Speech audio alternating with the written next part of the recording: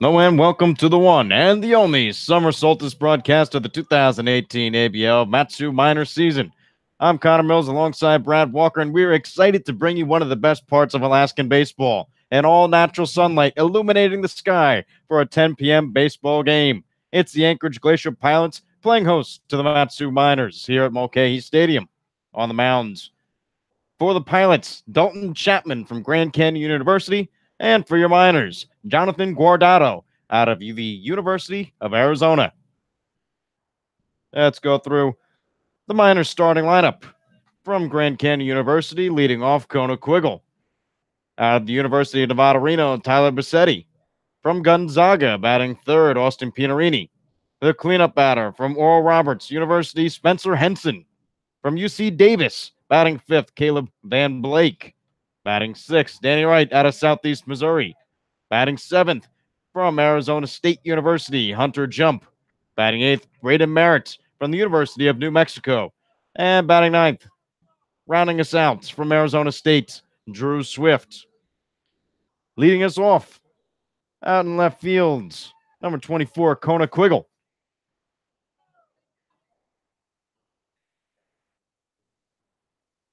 Quiggle in yesterday's game, he went 2 for 5. Season batting average now up to 293 on the season. First pitch from Chapman is too far. Nope, it catches the outside corner for strike one, and we're underway here at Mulcahy Stadium in Anchorage, Alaska.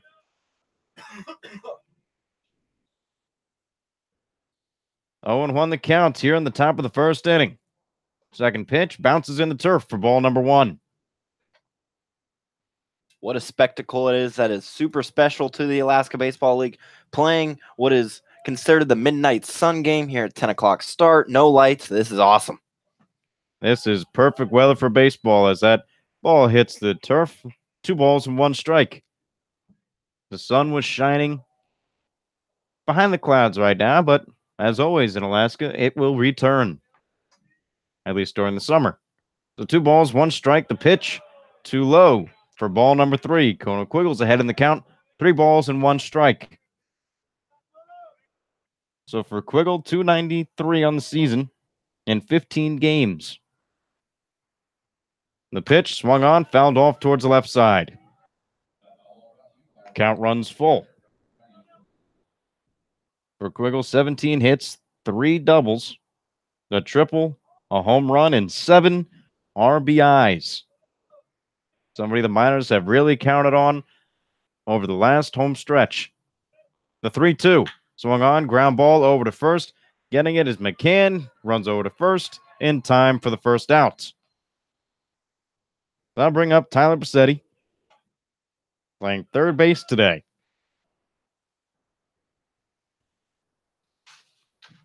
Miners got that real hot start yesterday with Quiggle leading things off with the triple and then ended up coming around to scoring a passed ball. So they'll look to get off the bat early tonight against the Pilots. Bassetti 1 for 4 in yesterday's game as he takes the first pitch too low and outside for ball number 1. 1 for 4 with a 240 season batting average. Had a walk and struck out once. Second pitch, a little too high for ball number 2. Bassetti, 12 hits so far and 50 at-bats. 4 doubles. A triple and 3 RBIs as he swings through that one, put the count at 2 balls and 1 strike. Bassetti with sort of a half swing there. It seemed like at the last second he decided to pull the trigger.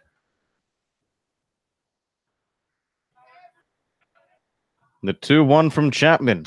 Swung on, lifted out into center field. Moving in is Wells. He makes the catch, and now there are 2 away. So from yesterday's game, we had Dominic Foscolina in center. Today, it's Wells. Little change for the Pilots as they look to hop back in the win column after losing to the Miners last night. But the Miners, the key is getting runs early and getting guys on early. They don't want to have to fall behind and try to rally like they've done many games before. So Austin Pianarini takes a first pitch, a fastball on the outside corner for a called strike.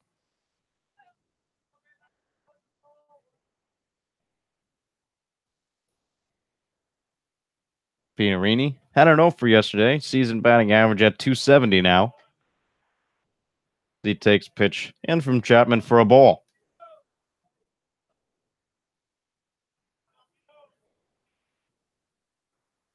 Third pitch fouled right off the leg of Pianarini. Count now runs to 1 ball and 2 strikes with 2 away here in the top of the first inning. And for Pianarini, 6 RBIs on the season, 2 walks, 10 hits, and 37 at-bats. Also has 3 doubles. Chapman pitching from the windup. He deals, and ball is in the turf. Check down to the third base umpire, Dave Tompkins. He says no go. So Pianarini still alive. 2 balls, 2 strikes, 2 outs in the top of the first inning. Pianarini doing a nice job of working in the count right now, making Chapman work for all of these outs. 2-2 taken inside for ball number 3. So the merry-go-round would be in motion with a full count and 2 outs, but nobody's on base. Chapman deals, swung on, ground ball over to third. Fielding is McCann and taking it himself for the 3rd out of the inning. So no runs, no hits, no errors, nobody left on base for the Mat-Su Miners. The first trip to the plate for the Anchorage Glacier Pilots coming up next when we return here on Mat-Su Miner Radio.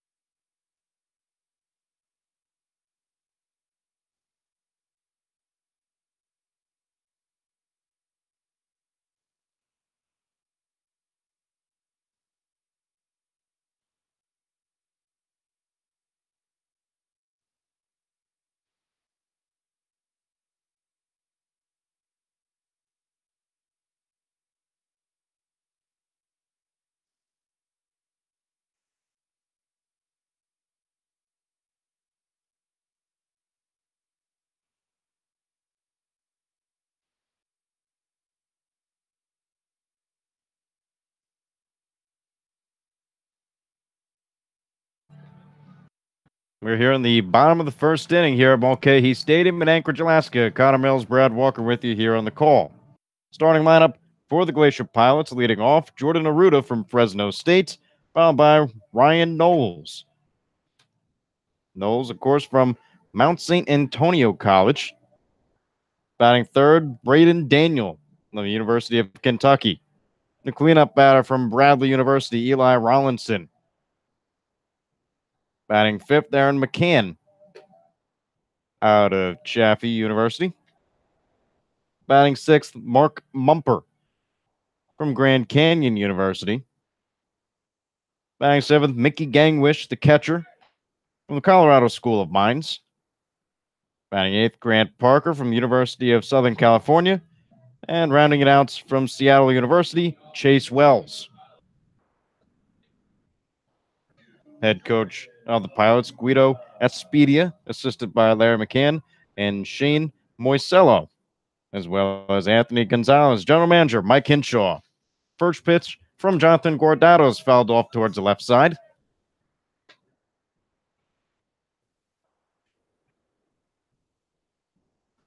So Guardado, the righty, making his 3rd appearance on the mound for the Miners this season.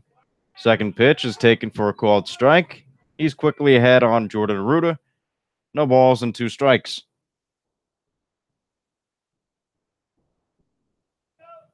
The pitch, too far outside for ball number 1. Arruda yesterday had 2 hits and 5 at-bats, scored a run. Struck out twice, but season average at 372 as a leadoff man. Swung on. This one's poked out into right field, ranging over, kind of towards the foul line, is Kona Quiggle. He makes the catch, and that's a first out here in the bottom of the first.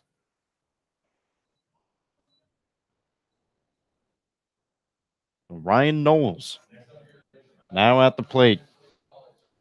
Knowles 1 for 4 yesterday, and he's got a pretty good batting average as well at 353. A good 1-2 punch for the Pilots as he swings at Guardado's first pitch and fouls it back. despite the leadoff and second hitter with some good averages, as this one is grounded right back up the middle, and that'll be the first hit for the Pilots.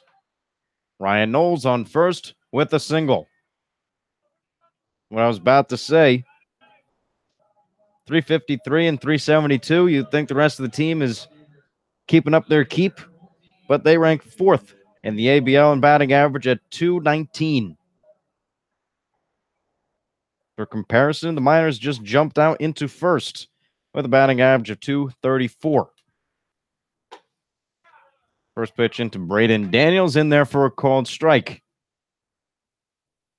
That Knowles base hit was a short, sweet swing. Didn't try to do too much with it.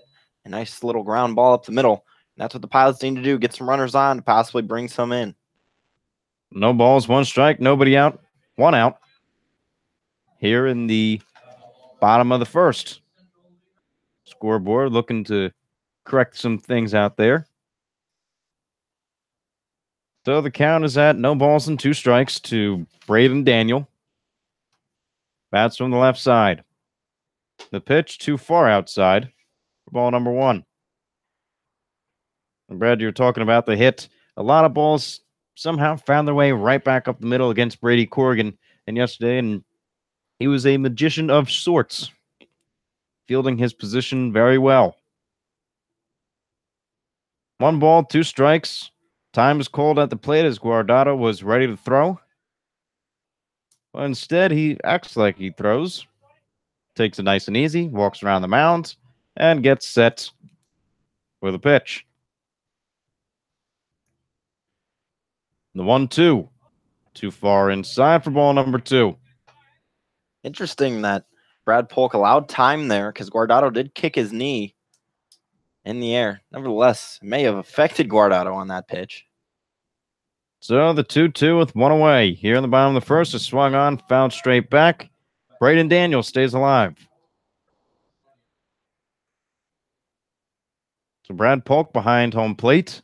Dave Tompkins is the third base umpire, standing right in front of second base as we speak. And Scott Johnston is over at first. First game for Johnston as he just got in from Texas. As we welcome him into the ABL. 2-2 to Braden Daniel. As a pitch sails a little inside as Ryan Knowles fakes like he was running. Might have gotten in the head. And what a game to come in for Johnston. The summer solstice game, some known as the Midnight Sun game. So what a way to kick off your ABL season. Count now, 3 balls, 2 strikes, and out. Knowles is running, but the pitch is fouled straight back, and he'll have to go back to first. So Daniel making Guardado work here in the bottom of the first. Daniel 1 for 3 yesterday, batting .267 on the season.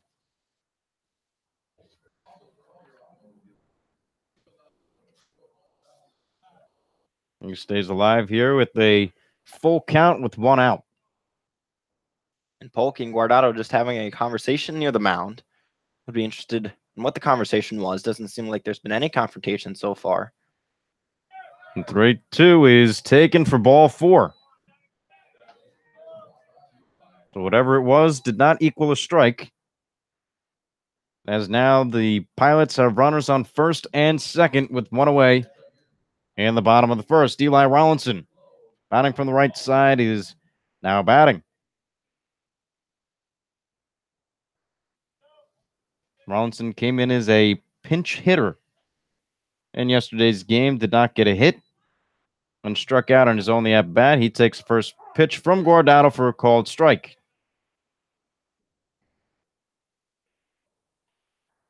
Guardado doing a nice job of starting hitters off with first pitch strikes, making the hitters work to either get on base or for a hit. Guardado, long look at second. Now he deals, swung on, popped up over the press box here at Mulcahy Stadium. And the count goes to no balls and 2 strikes. And for Guardado, a loss on his record so far this season. That game, he only went 3 2/3, allowed 2 runs. Both were earned. Fared better against the Bucks on June 16th, though. Went 5 innings pitched, allowed a run. That run was earned. 3 hits, 4 walks, and 3 strikeouts. As he makes his 3rd start here today, the pitch was in the middle, but maybe too low. Brad Polk doesn't pull the trigger. As the count now sits at 1 ball and 2 strikes. A season 3.11 ERA for Guardado. The 1-2 misses outside with the breaker. Counts even at 2-2. Nice pitch there from Guardado, starting it near the edge and then breaking outside to try to get Wallinson to chase, but he's already got up in a lot of pitches through these first 3 batters, so he'll need to come back and try to get the strikeout pitch or a possible double play ball. So Guardado, his last time out, struggled a little bit with command with the 4 walks, but 8 strikeouts on the season and only 5 walks for him as well. Make that 6 with a walk here today as a swing and a miss from Eli Rollinson, as that's the 2nd out in the bottom of the 1st. Jonathan Guardado, after a long bat, is able to put him away. Yeah, nice job from Guardado, really going after Rollinson, trying to get the strikeout. Normally, Guardado is a contact pitcher,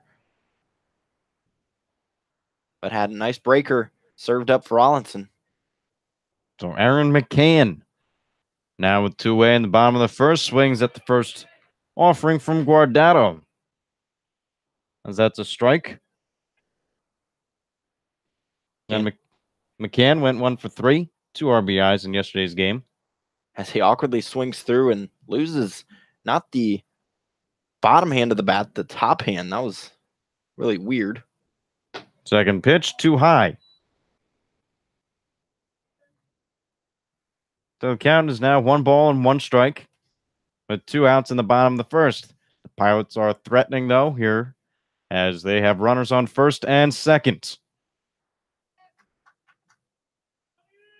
The 1-1 from Guardado, too far outside for ball number 2.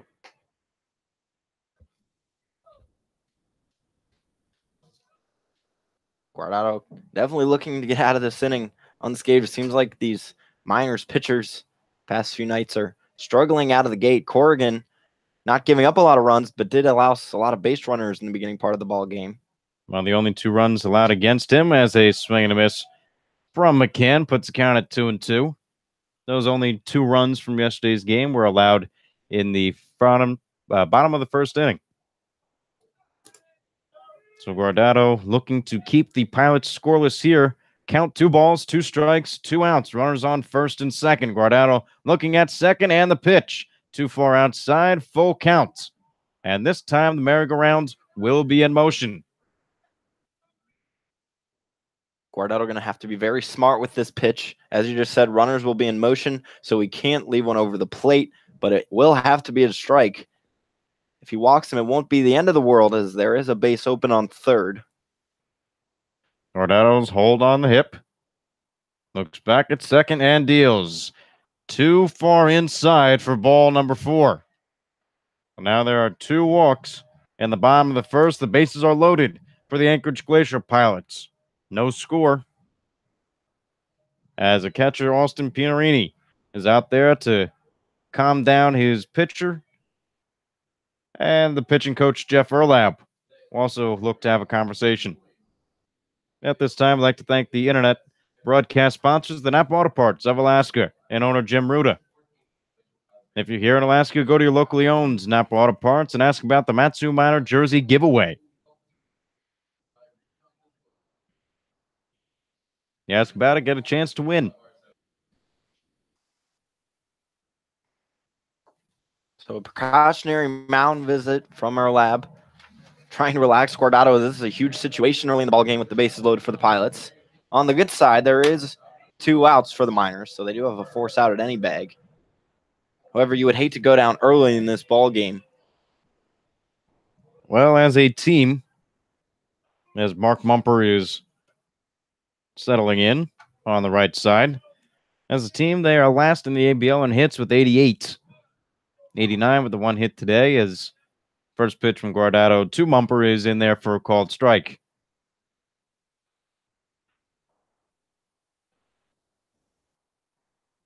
Once the Pilots get on the bases, though, they create some havoc, leading the ABL in stolen bases. As this one's grounded over to third, Bassetti running over to third base in time for the third out. So Bassetti, knowing where he wants to go before the ball is hit, is able to retire the side. So 1 hit, no runs, no errors, 3 left on base for the Anchorage Glacier Pilots as we're heading into the top of the second inning. You're listening to the Matsu Miners on the Miner Radio.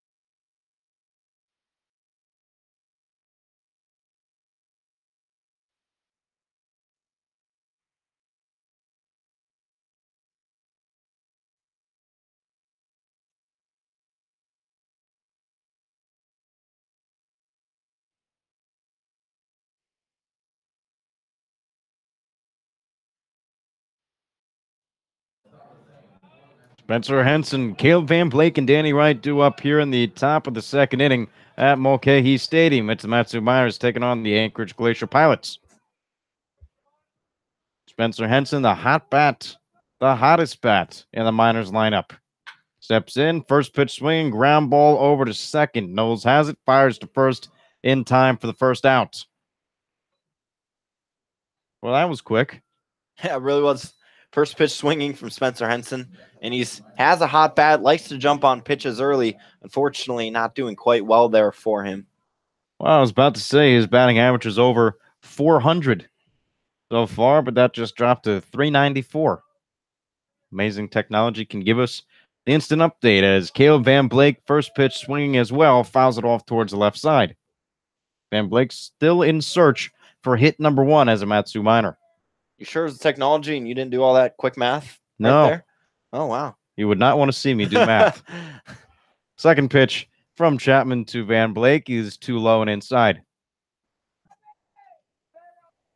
I can do basic math, but trying to figure out an average and it's not that hard. Just addition, some division. Bam, there's your answer. Well, that one bounces off of Van Blake. That took a crazy bounce as he's hit by the pitch.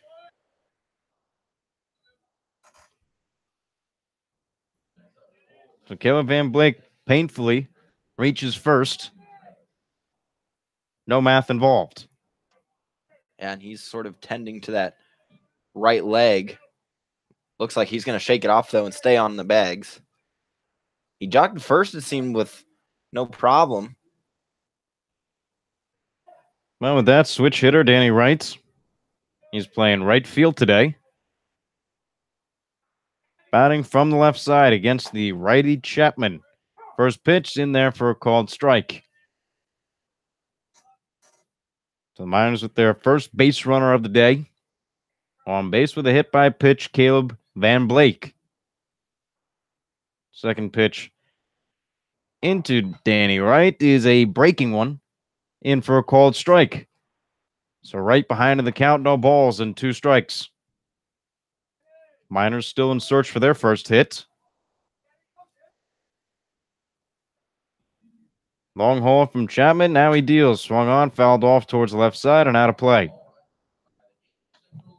And it's really hard for Danny Wright to leave Danny Wright out of the order with the way he's batting. His stats out there for the Miners are definitely up there in most statistical categories. So you need his bat and presence in the lineup. Well, coming into today, he's third in batting average in the ABL with 333 as he takes that pitch too far inside for a ball. Count goes to 1-2. Danny's been a staple in the lineup.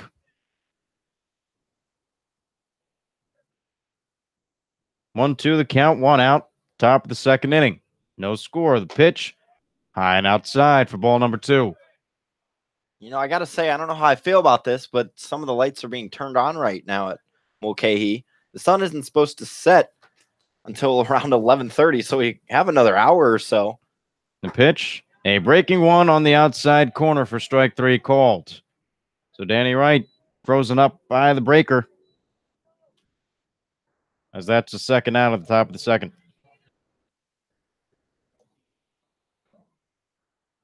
So Wright retired. Hunter Jump at the plate. Designated hitter today. Did not play in yesterday's game. First pitch to him is a curveball, too far outside for ball number 1.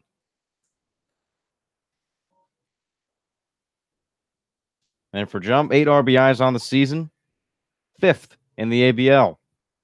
Second pitch fouled off and out of the stadium. Jump struggling a bit at the plate, hence why he had to take the break yesterday. However, you know, he wants to get back out there. He's been doing a great job producing runs for the Miners, as you mentioned, 5th in the ABL. So you almost need that bat in the lineup at least once to possibly drive in some runs. The 1-1 is on the inside corner for strike 2. So Hunter Jump behind in the count. 1 ball, 2 strikes, so 2 away here in the top of the second. Runner on first. That's Caleb Van Blake. And Jump batting .226 so far in the season. The 1-2 from Chapman. Too low, and Caleb Van Blake was running on the play, and he steals his first base as a Matsu Miner. So the Miners, 17 stolen bases on the season. That's the first for Van Blake. Runner in scoring position for Hunter Jump. You got to love it. Van Blake recognizing that pitch was low inside. So Gangwish, that was a tough throw and really catching him off guard, diving in nicely. Now the Miners with the runner in scoring position. 2-2 the count, 2 outs. Chapman's pitch swung on, ground ball over in foul territory towards the right side. First baseman McCann ranges over, picks up the ball. Count remains at 2-2. Puts a little added pressure now on Chapman at the plate, or on the rubber rather. Instead of having no runners in scoring position, now has 1 against the 5 RBI man in the ABL. Rather 5th ranked, I should say. We got what you said. 8 RBI man, 5th ranked in the ABL. If that's works. The 2-2 inside for ball number 3.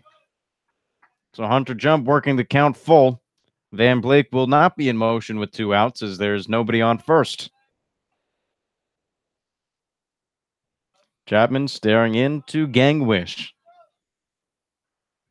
Back at second, and the pitch swung on, fouled off.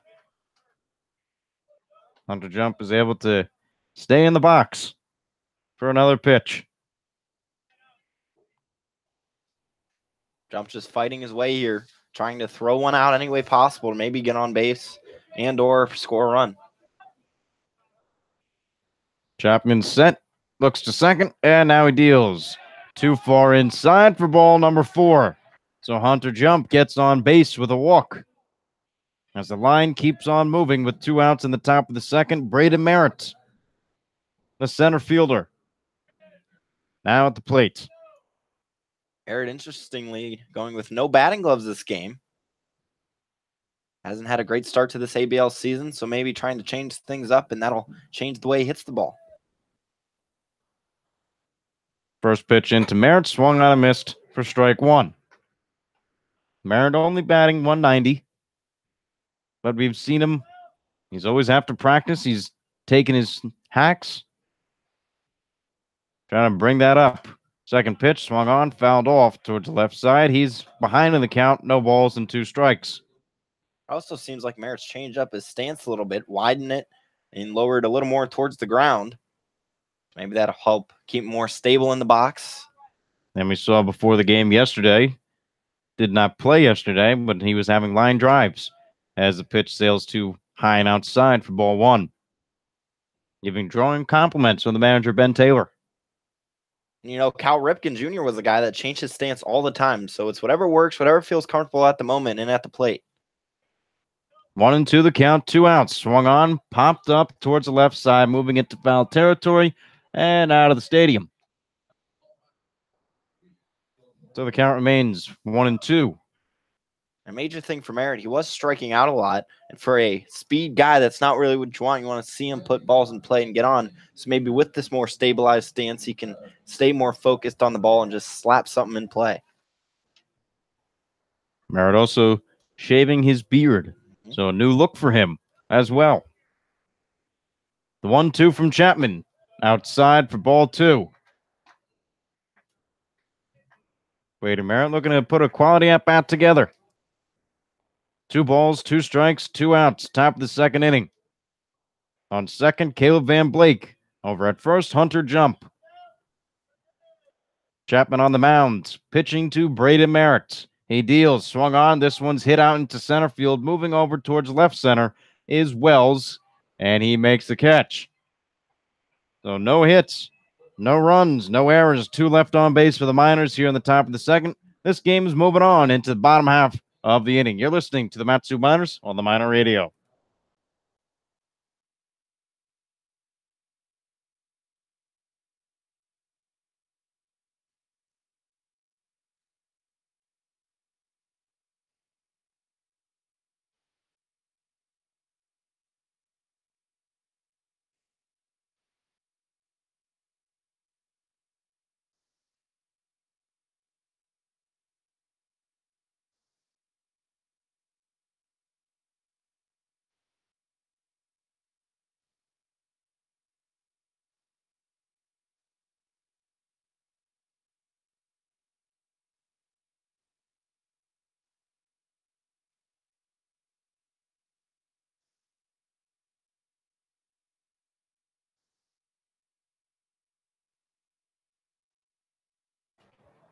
It's the bottom of the second inning. No score as Anchorage Glacier Pilots coming to the plate. Mickey Gangwish, Grant Parker, and Chase Wells. 7, 8, 9 due up. Gangwish did not catch yesterday's game. As the first pitch from Guardado was swung on and missed.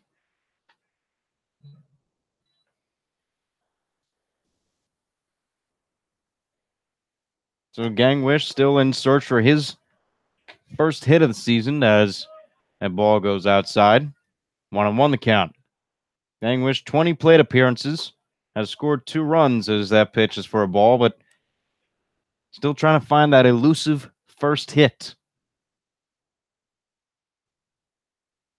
2-1 from Guardado outside for ball 3. It's really surprising because Mickey Gangwish really had a great season through 55 games played, batted .373 at the Colorado School of Mines.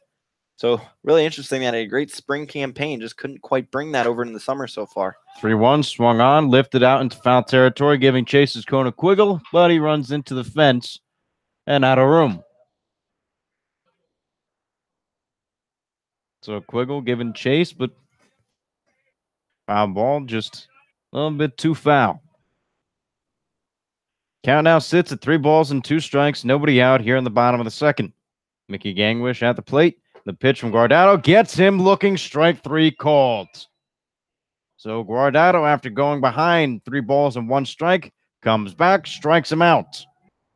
As that brings up Grant Parker.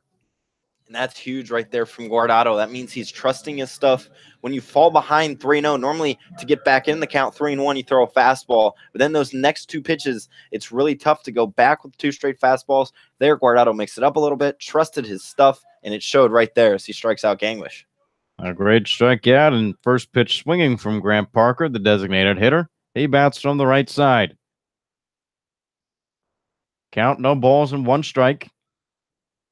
Guardado's pitch, Right down the middle for strike 2. And for Parker, still looking for his second hit. 27 at bats, only 1 hit, scored 1 run, as this one is too far inside. Pianarini making a nice stop.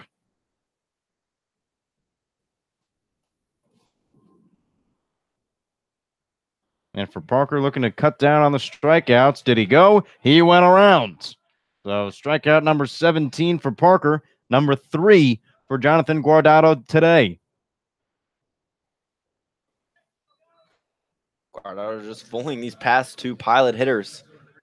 Doing a nice job throwing in different sorts of pitches and not giving them any clue what he's going to come with next or where it's going to be. Fastball too far outside against Chase Wells. Count 1 ball, no strikes. Second pitch, found straight back. And for Wells, batting 167 on the season. 1 hit, 6 at-bats. Ball bounces and the turf for ball number 2. Seems there's some young fans talking to the Miners pen currently. Line drive out into left field. That is foul from Chase Wells. I think that was foul due to the wind of Josh Haley out there at the end of the dugout, just waving for it to go foul. And it did. So maybe he has some powers that we just don't know about. Haley is a character. As is the entire Miners bullpen. Always something fun happening there. The 2-2 swung on, ground ball, and foul. As Haley, just as last night, sort of stands on that throne at the end of the dugout above everyone else. It's really standing above the crowd, literally. One of the vocal leaders. 2-2, the count swung on and missed for strike 3. Pianarini applies the tag, and it's official. A 1-2-3 strike him out inning for Jonathan Guardado. No hits, no runs, no errors, nobody left on base. Matsu Miners come to the plate in the top of the 3rd when we return. You're listening to the Matsu Miners on the Miner Radio.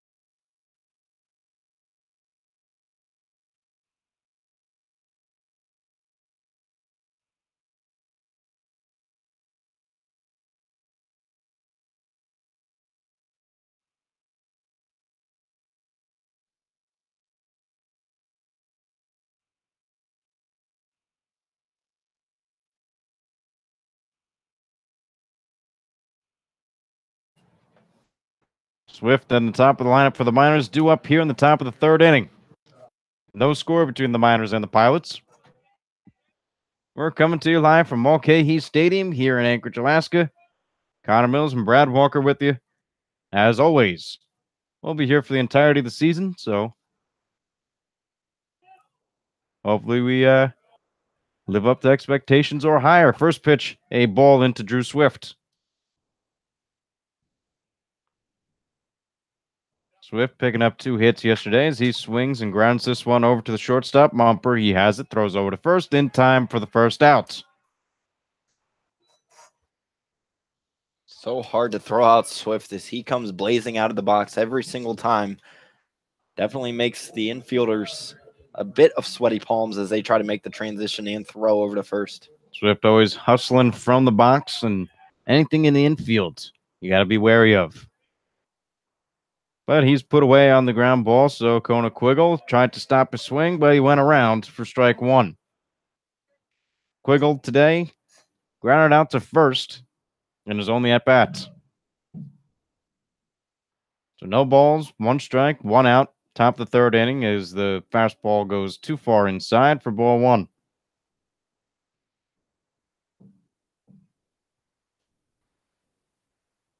Miners looking to raise their on-base percentage as Quiggle takes a pitch outside for ball 2. Ranking 4th in the ABL with a 316. 2-1 the count. Ground ball up the middle. That will raise the on base. A single for Kona Quiggle. Quiggle putting the bat on the ball. Ground ball right up the hole. And that's the Miners' first hit here in the top of the 3rd. Quiggle just doing what he does of recent. Getting those hits key for the Miners when he gets on. Normally good things happen for Matsu, and he shows it right there. Hopefully the rest of the order can follow up, possibly drive him in. They look to take an early lead, which is very key for the Miners. They've been struggling with getting leads early this season. Fastball into Tyler Bozzetti is for a strike on the outside corner. And for Quiggle, with that hit, now has a season batting average of 300. So he's been very good for the Miners as of late as a breaking pitch does not break enough, too far inside for ball number 1. So Bozzetti and Pinarini do up with 1 away. Bozzetti at the plate. 1-1 count, ground ball over towards 3rd, but foul. Defensive alignment for the Pilots. Daniel in left, Wells in center, and Rollinson in right. Jordan Root is the 3rd baseman, Mumper at short, Knowles at 2nd, McCann at 1st. The battery mates, Chapman on the mound and Gangwish behind the plate.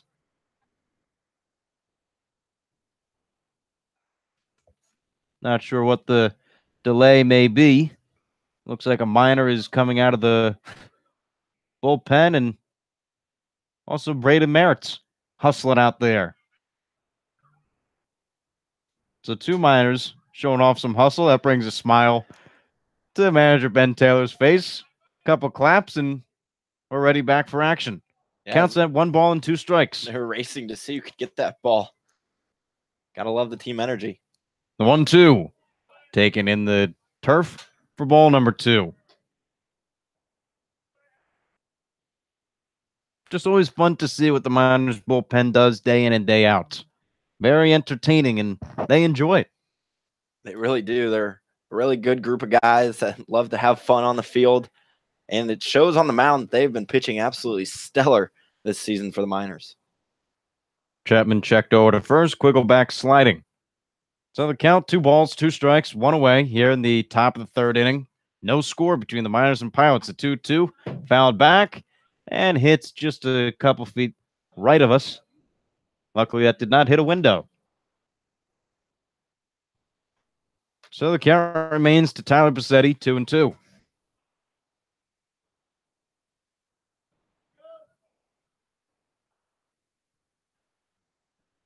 Chapman set. He deals outside for ball number 3. The count runs full.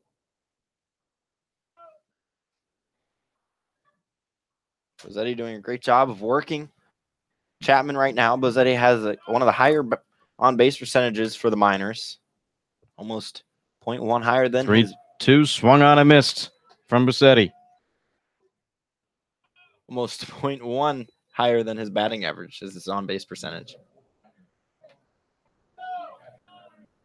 So with the strikeout of Bozzetti, that brings up Austin Pinarini with 2 outs. Kona Quiggle on base with the first Miners hit. He's on first. Pitch from Chapman from the stretch is in the turf, popping up his Gangwish, but no throw. Quiggle remains at first base. Pinarini, now known as Pino, around the Miners clubhouse. Nice to see some nicknames developing for guys.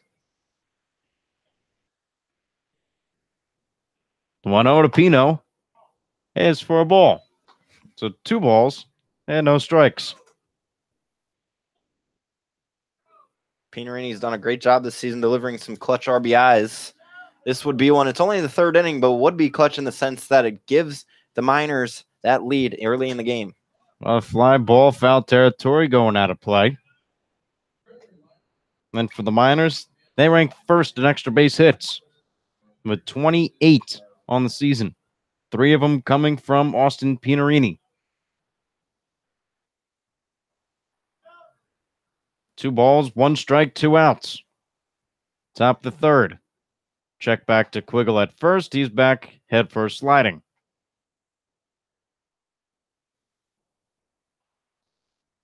So should Pinarini keep this game going? On deck is Spencer Henson. The pitch, fouled back. Count goes 2 balls and 2 strikes. Quiggle has stolen a couple bags this season, so you have to be careful of him over at first. And he may go just to try to get a gap opened up in between third and short and first and second. So 2-2 the count. Pinarini. Quiggle does take off. Ball's outside, down sliding, and he will be out. Caught stolen against Kona Quiggle.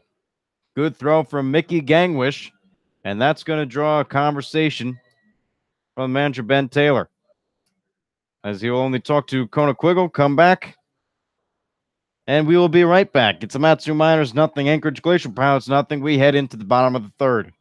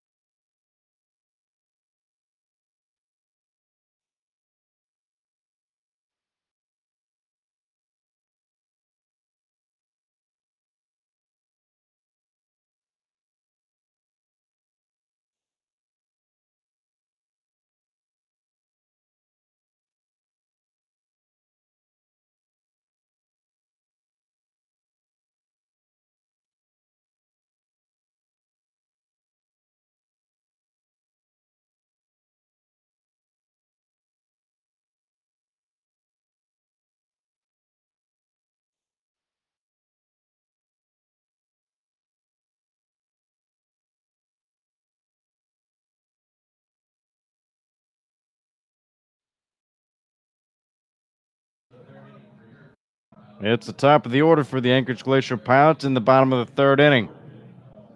Miners nothing, Pilots nothing. Jordan Ruda at the plate. Jonathan Guardado sat down the last 3 Pilots he saw via the strikeout.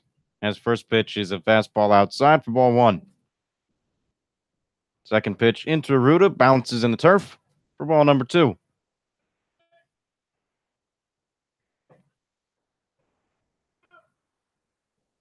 So 2 balls, no strikes, nobody out. Bottom of the third inning. Guardado's pitch, line drive right to second baseman Caleb Van Blake. Didn't even have to move, as Ruda is retired for the first out of the bottom of the third. That brings up Ryan Knowles. And Blake almost expecting Aruda to pull it over that side. He's playing a few steps into shallow right field. Foul ball from Knowles. First pitch swinging. Knowles today reached base on a single. Came all the way around to third base, but did not score. Guardado's pitch, taken for a ball.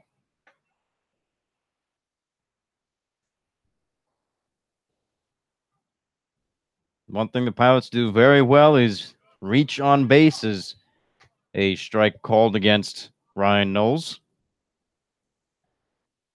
They are tied for first, as this one is a line drive out into left center field. Cutting it off is center fielder Merritt. And with this second hit of the day, and the second hit for the Pilots is Ryan Knowles. 2 hits for the Pilots, 2 hits for Knowles. As that brings up Braden Daniel. Merritt a lot of quickness to cut that ball off before it could possibly sneak into the gap, and holding Knowles to a single. First pitch into Daniel for a called strike.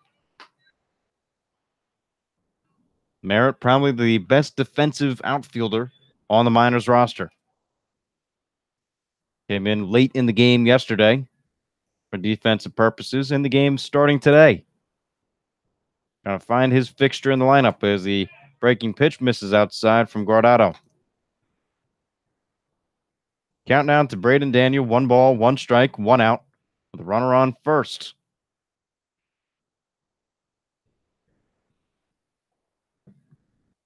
Daniel swings at that one for strike number 2.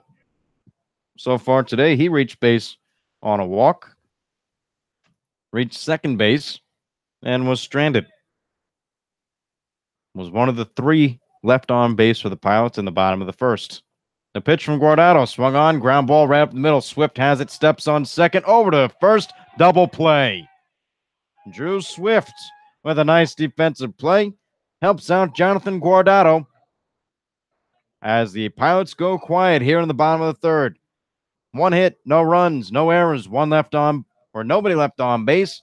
Matsu Miners come to the plate in the top of the 4th. We'll throw it over to Brad Walker. You're listening to the Matsu Miners on the Miner Radio.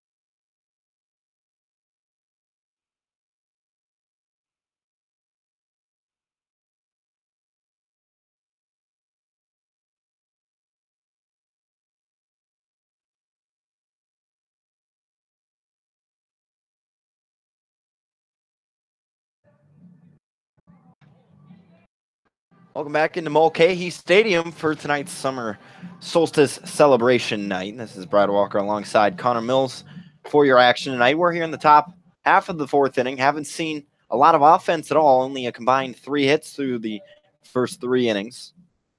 Do up for the Miners in this visiting half of the 4th inning is Austin Pinarini, Spencer Henson, and Caleb Van Blake. Pinarini standing in, the left-handed hitting catcher tonight. Last night got the start in left field for the 3rd time this season. This time he's back behind the plate in his more natural position. And on the mound still is the right-handed thrower Dalton Chapman. Lines and delivers. First pitch into Pinarini. Pops foul out of play. Pinarini, the catcher out of Gonzaga, is facing Dalton Chapman, who's actually an Anchorage, Alaska native, but plays his collegiate ball at Grand Canyon. His 0-1 is looked at by Pinarini. Did he go? Home plate umpire Brad Polk says he did, so he'll fall behind in the count 0-2. Pinarini actually had his 3-game hitting streak snapped last night. After having that 0-for performance, he'd like to make up for that tonight.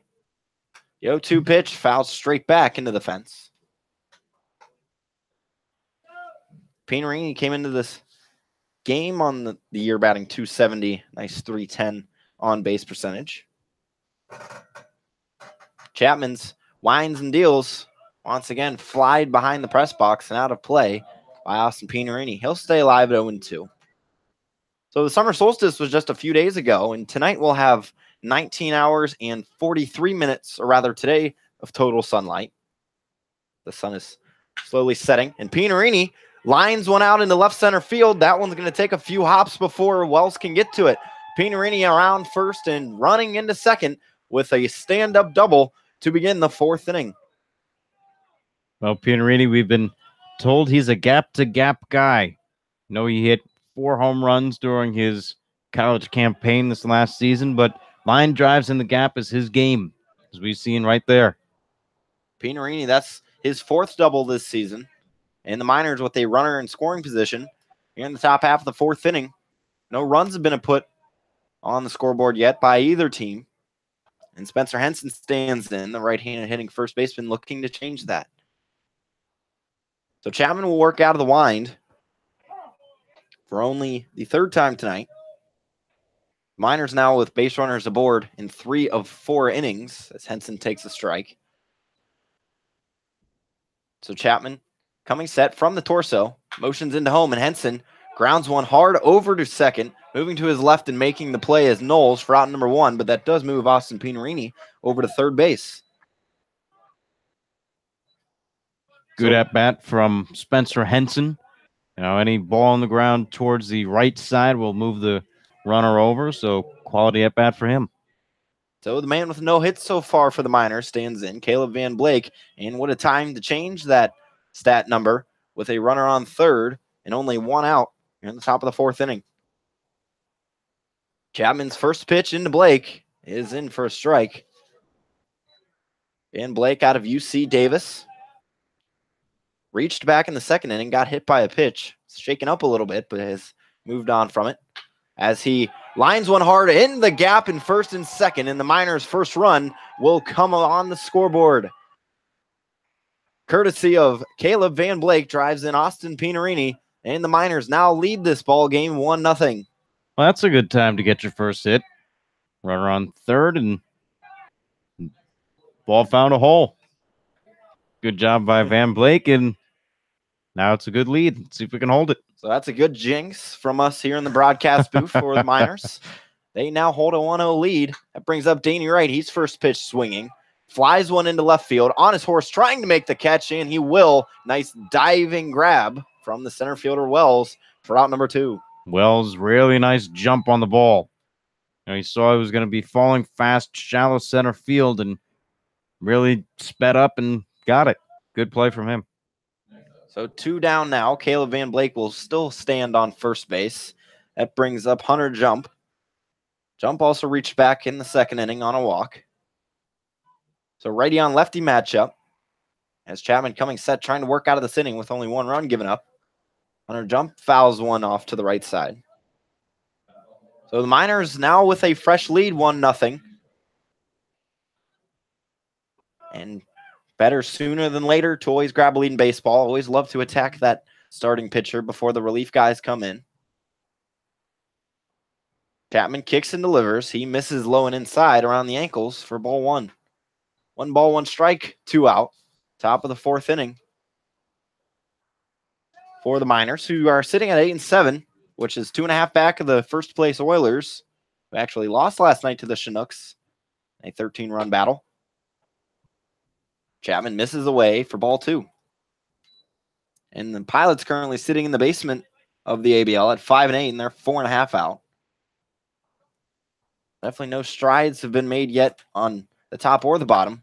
As Jump lines one up the alley, but ranging over and making the one-hop grab is Mumper, and his throw over to first was in time, and they say got the first baseman McCann held on the base for out number 3. So nice play by Mark Mumper to end the inning. But not before the Miners tack on the first run of this ball game and take a new lead, 1-0. We move into the home half of the fourth inning when you come back. Matsu Miner Radio.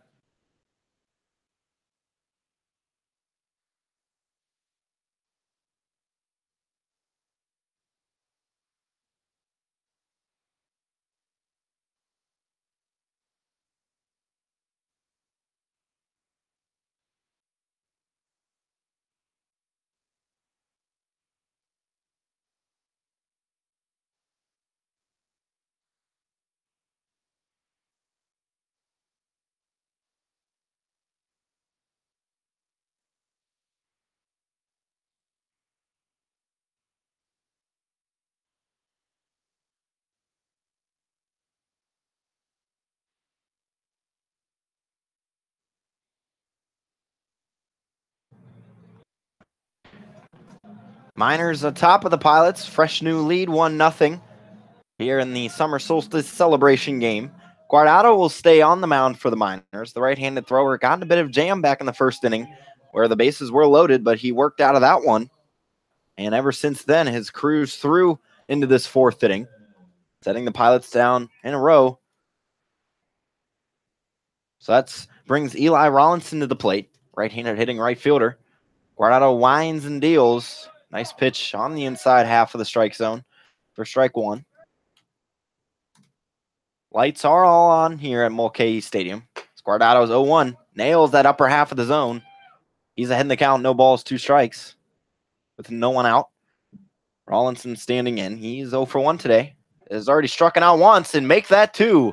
Guardado has him fooled with a nice breaking pitch. So Rollinson swinging through for out number 1. Guardado now up to 5 strikeouts tonight. Came in with 8. So he is sort of pitching in a new fashion tonight. Normally, he is a more contact guy, but when you're on it, you're feeling it. It definitely shows as he misses high and away to Aaron McCann, left-handed hitting first baseman. And the Miners with one out here in the bottom of the fourth inning, lead 1-0. Guardado tries to tie up the count, but he misses high, and the count has moved to 2-0. Guardado winds and fires. He misses once again high, so he's fallen behind in the count 3-0. Guardado, last time he falled back in the count, ended up coming back and striking a man out, but looks to do similar things as he's reached and moved it into a hitter's count 3-1.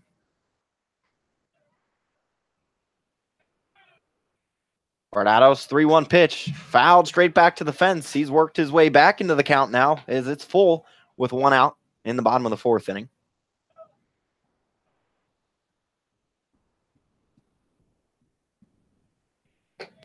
And Guardado misses just outside. That's ball 4. And the Pilots get a man on here in the bottom of the fourth inning with only one out. Guardado was working quick out of the windup. Tried to get his tempo, found the 2 strikes, and let go of the ball a little bit too early. This ball was too far outside. And that's only the second walk issued tonight by Guardado. Third, rather. As he misses inside for ball 1. And the Miners actually coming into this game with 77 walks issued. So that's the most in the league. As he is from the stretch, kicks and delivers, fouled off over to the right side and out of play by Mark Mumper, the shortstop. If you remember in the top half of this inning, Mumper made the nice play over at short to end the inning. It was a little questionable as first baseman McCann sort of fell trying to grab it. Nevertheless, we're back here in the fourth. 1 ball, 1 strike, 1 down. Guardado looks in and deals. He gets Mumper swinging. That's a slow dribbler over to short. Swift to second for 1. Van Blake will hold on it. Decides not to throw to first. So the Miners only get 1 out. Nevertheless, it is the leadoff man. So the force out will stay at second. And we have 2 outs now in the bottom of the fourth. That brings up catcher Mikey Gangwish. I was worried about the slow roller from McCann. I didn't know if Swift was going to have enough time to get at the lead runner.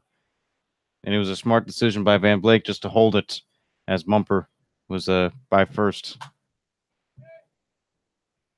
So 2 outs in this inning.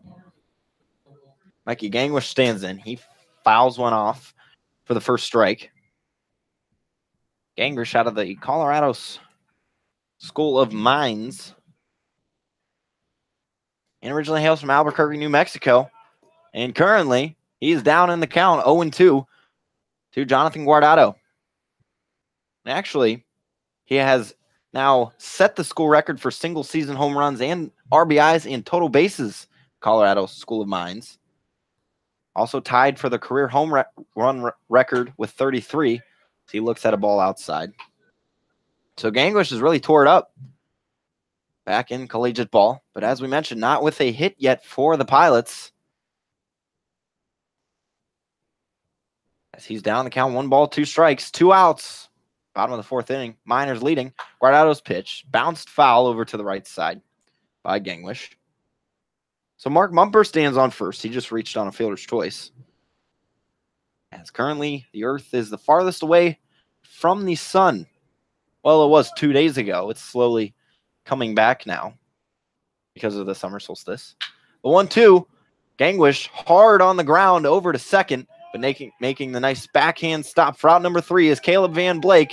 And Guardado, once again, another shutout inning. That's been 4 of them. And the Miners lead the Pilots 1-0. We head into the 5th inning on Matsu Miner Radio.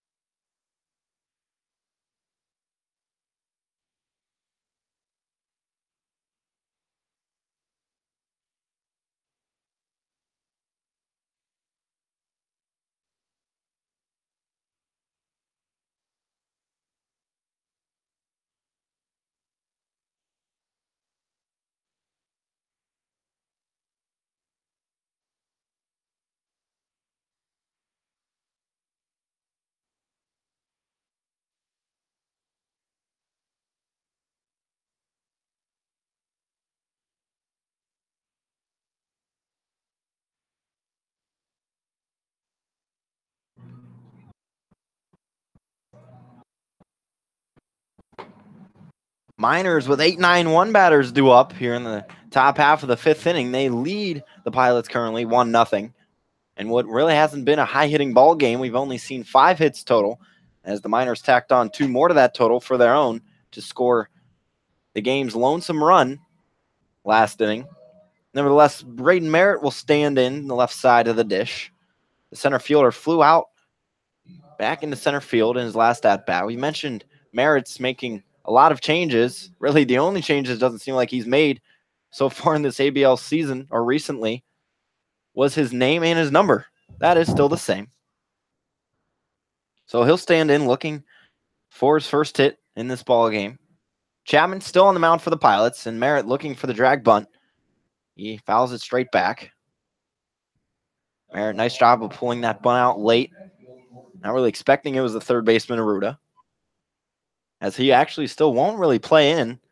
And the first baseman, McCann, is all the way back near the outfield grass.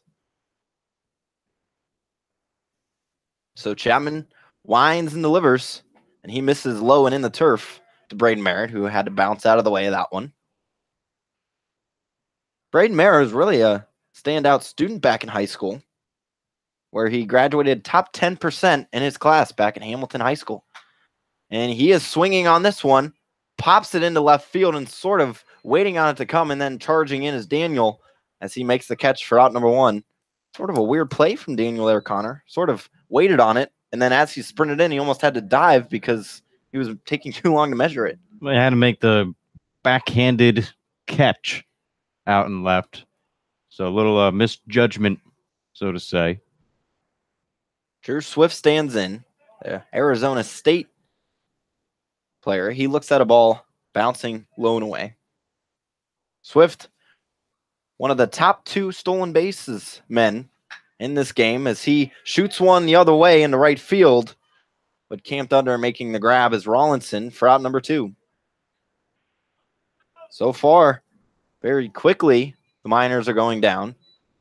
2 straight flyouts, and you hear from the dugout that next man up mentality. Whenever another man makes an out or the next batter ever comes up, they always yell, next man up, next man up. And it's your job now to try to get something going for the Miners. It's that team mentality that the Miners have really bought onto in this season. Chapman's first pitch into Kona Quiggle hits the inner edge, righty on lefty matchup. And talking about the team bonding, when we talk to Ben Taylor, they usually have the Kenai trip earlier on in the season. As Chapman misses low, counts move to 1-1. And with Kenai, you stay in the bingo hall. The teammates all kind of mingle and get to know each other right off the bat. So it's been a little bit of a longer process so far. And the 1-1 is bounced straight back to Chapman, who lightly throws over to first for out number 1. So we'll quickly finish this conversation and then move to break. So once they get down to Kenai, I guess they we'll see what kind of team we got. We'll see how everybody meshes and bonds, and we'll get a better idea of it. Yeah, it really will, as it forces guys to come together and connect. So that'll do it for the top half of the 5th inning. We move into the bottom half of the 5th inning. Miners still leading 1-0. Keep it here on Matsu Miner Radio.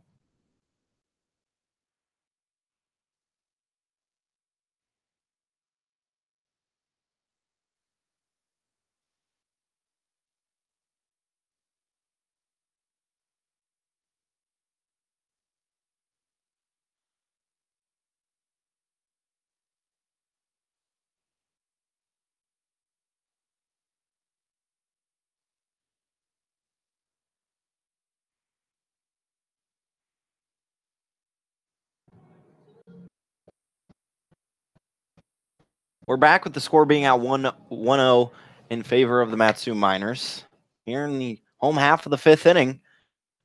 And the Pilots stand in. They only have 2 hits today, as Jonathan Guardado is still out there dealing. Has only seen 10 batters the past 3 innings, so that's pretty efficient. And that brings in Grant Parker, the designated hitter. He was a part of that 3 up, 3 down, all strikeouts back in the 2nd inning, as he looks at a ball low and away. And we mentioned the team thing in the top half of the inning, and really yesterday when we walked in the clubhouse, a lot of energy, the music was bumping, guys were sort of bumping their heads, jumping up and down, playing cards, having conversations. So it seems like a lot of chemistry is there. Guardado hits to move the count to 1-1. And now Parker flies it over to the right side and foul. They're going to take that chemistry, and then it's going to be brought to a whole nother level once we stay for 5 days in Kenai. Yeah, and once you start adding some wins on top of that, that's when more and more energy comes. That's why, as Guardado's pitch is fouled off once again to the right side, more and more energy comes. Guys are loving every minute being with each other, really feeding off of each other. So Miners now being ahead of 500 is really key. So Guardado's 1-2 is swung on and missed by Grant Parker, and Pinarini with the nice block and then tossed down to first for out number 1. Guardado is dealing. Guardado really settling into a nice groove. He's able to work out of some trouble in the first and has really faced no adversity since then. So 6 strikeouts tonight. As we said, only came in with 8 as Chase Wells is trying to bunt, but pops it a foul over to the left, and Josh Haley retrieves the foul ball and then acts like he's jumping to make the throw to first. So that kid, once again, making a name for himself, and he's not even in the lineup card. I think the umpires already know him. I always see him saying hello to Brad Polk. He must be buddy-buddy with him. So the 0-1 pitch misses high for ball 1. Nevertheless, Guardado really dealing today. Guardado's 1-1 pitch is in there for a strike, but is popped out into left center field. Kona Quiggle backing up and raising up his right hand to make the grab for out number 2. 2 down brings up the stolen base leader, Jordan Arruda. Arruda came into tonight with 9. Hasn't had the opportunity to go for that number 10 yet. So he's 0 for 2 on the evening. Guardado working quickly. His first pitch to Arruda, low and inside, as Arruda had to hop back.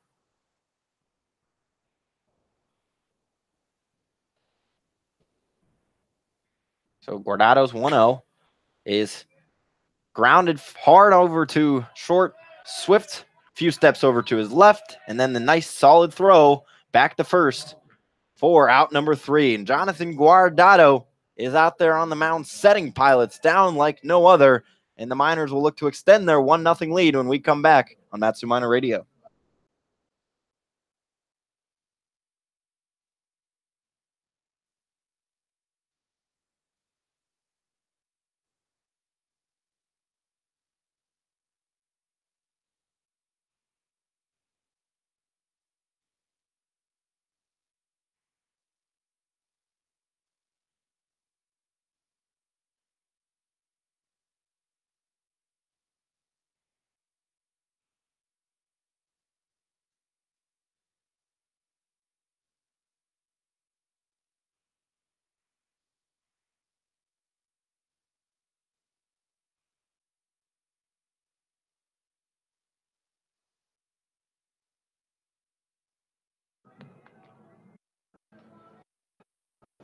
Welcome back into the summer solstice celebration game here at Mulcahy Stadium in Anchorage between the Miners and Pilots. The Miners ahead of this game, 1-0 as we enter the 6th inning.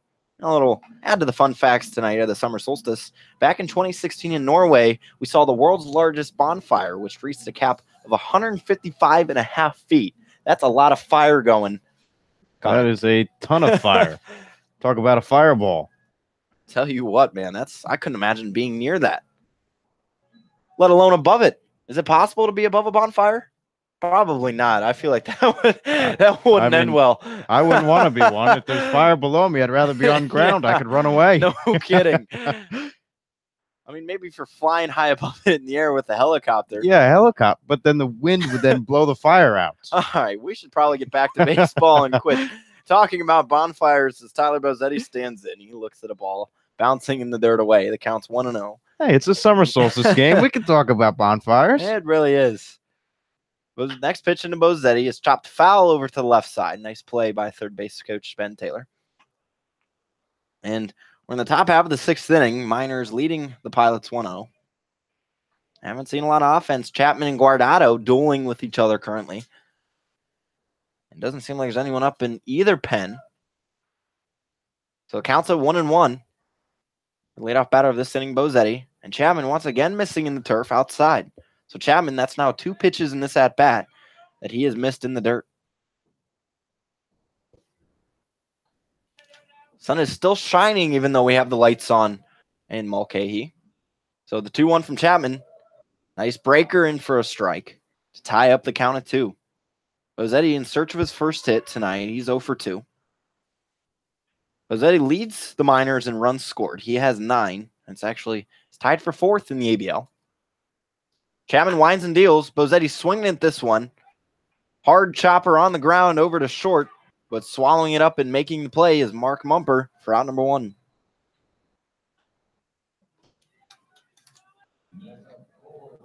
That brings up Austin Pinarini, left-handed hitting catcher.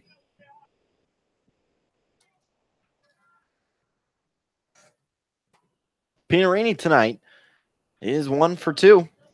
Had a leadoff double back in the 4th inning, which he ended up coming around to score. So it was very, very clutch for Pinarini as he looks at a ball blown away. He just always seems to find the gaps here at Mulcahy Stadium. When we went 12, it was in right center field. Earlier in the game, left center field. He takes the strike outside. And you mentioned he is a gap header. That's where you see a lot of his bullpen hits go in that left center gap, in right center gap, which is a good thing. You always want to hit it where the defensive men are not. So the 1-1 into Pinarini. That hits that zone. So Pinarini's fallen behind in the count, 1-2. With 1 out, top of the 6th inning. Miners on top as well, 1-0. Only seen 3 hits tonight for the Miners. So Chapman, the winding 1-2. This is outside. So the count's been moved to 2-2. You know what's good about Pinarini being able to hit to the opposite field is it makes sure that the shift never happens against him. We see a lot of shifts against lefties now these days. So the 2-2. This is outside from Chapman. Pinarini has worked it full. Pinarini does have 2 walks this season. Would like to add to that total or even add to his hit total as we're full with 1 out. Chapman's full count pitch hits Pinarini on the foot. And he'll slowly jog on to first. And the Miners get a man aboard with 1 out in the top of the 6th inning. Well, that raises their on-base percentage. It doesn't really help Pinarini there, as that's a painful way to get on base. But, hey, Miners got a guy on. And with already 3 balls, why hit the man? Like, what? That didn't make any sense. That's Chapman's 2nd batter hit tonight. Well, it's almost like in Little League, parents telling their players and pitchers, if you just throw 3 straight balls to them, might as well just hit the guy. My goodness, what kind of mentality is that? We heard that brought up in conversation on the bus. Spencer Henson stands in. He looks at a ball, counts at 1-0 with 1 out here in the top of the 6th inning. I mean, what? We're trying to teach little kids to hurt other little kids? I never said anything about injuring anybody. I said if you're going to throw 3 straight balls. Henson blasts one high in the air into right field, moving back and making the catches. Rollinson for out number 2. Still, there's a chance of a guy getting injured if he gets hit. I don't understand. I'm not advocating for it, just throwing at people for the sake of throwing at people. But what I'm saying is the mentality is if you're going to hit the guy, you hit the guy in the beginning. That way you don't waste the 3 other pitches. Yeah, but what if those 3 pitches are strikes and you strike the guy out? Well, then they wouldn't be balls. Well, then what's the point of hitting them? All right. Caleb Van Blake stands in, the left-handed hitting second baseman. If you're going to walk the guy, you might as well just hit him. 2 outs, top of the 2nd. Van Blake looks at a fastball that almost hit him in the shoulder. So I guess maybe Chapman's philosophy is, I'm not going to throw a ball. I'm just going to hit him, according to my wonderful partner sitting next to me in the booth. It's almost predetermined. If you're going to throw 3 straight balls or walk the guy on 4 straight pitches, you might as well just hit the guy in the beginning. Doesn't make any. Chapman checks first. Diving back safely is Pinarini. So, scores 1-0. Miners on top of the Pilots. Chapman's 1-0 misses well outside. That skies to the backstop, and Pinarini will advance on that passed ball. And the Miners now have a runner in scoring position with 2 outs. And Van Blake has reached twice this game, got his first hit back in the 4th inning, and it was an RBI. And guess who was on second? Austin Pinarini. So a little deja vu situation. We would love to complete that deja vu with a hit here from Caleb Van Blake. The only difference is Van Blake came on with 1 out. So Chapman's from the stretch. His pitch is looked at for a strike. Counts at 2 balls, 1 strike in the throwback from Gangwich, a little off the mark. Chapman almost had to dive for it. So we see the moon high up past left field. Chapman checks second. Now motions to the plate. Van Blake, hard ground ball in between the hole at first and second. They're going to wave Pinarini home. Rollinson's throw home is on the mark. Was it in time? Just barely. Austin Pinarini's thrown out at the plate. That'll end the Miners' half of the 6th inning with no runs scored. They leave 1 aboard off 1 hit, and they still lead the Pilots 1-0. We'll see them bring the bats out when we come back on Matsu Miner Radio.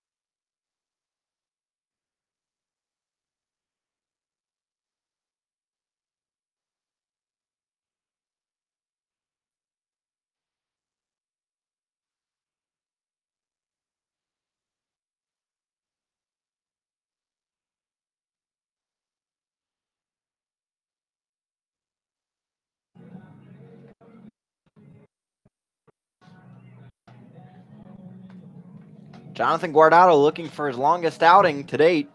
Has pitched 5 innings once this season. Actually in his last outing, so he looks to improve of that. As we're in the bottom of the 6th inning, Pilots trailing the Miners 1-0. After the Miners sent Pinarini home, but he was thrown out at the plate. An aggressive play trying to score Pinarini on the base hit. Nevertheless, Guardado's first pitch into Knowles, he was looking to bunt. I believe it actually hit him, if not the bottom part of the bat. Or they're going to say he... Well, he attempted for the bunt, and then he pulled back. He didn't get hit. Just kind of olayed. Yeah, Guardado's next pitch is fouled back to the left side. Count is tied up at 1. Ryan Knowles, he's 2 for 2 today, as the Pilots only 2 hits. As Guardado misses outside, 2-1. So Knowles has been a tough out today for Guardado, but he's been cruising. 4 straight shutout innings. He kicks and delivers, and now it's tied up the count at 2.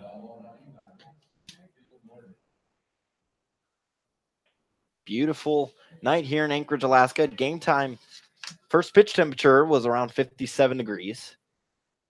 The 2-2 pitch has Knowles swinging. He slices a liner foul and out of play. Haven't seen many clouds either. All of them are in the distance.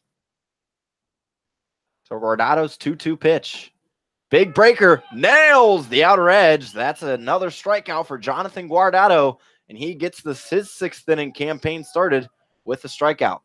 7 strikeouts on the day for Jonathan Guardado. What a performance, regardless of whatever happens from this point on, barring 10 runs scored. I mean, then that's a different story. But for Guardado, he's settling in. He's been a dominant pitcher today. His next pitch into Braden Daniel misses outside. Yeah, you got to be careful what you wish for. Jonathan Guardado could give up 30 runs this inning.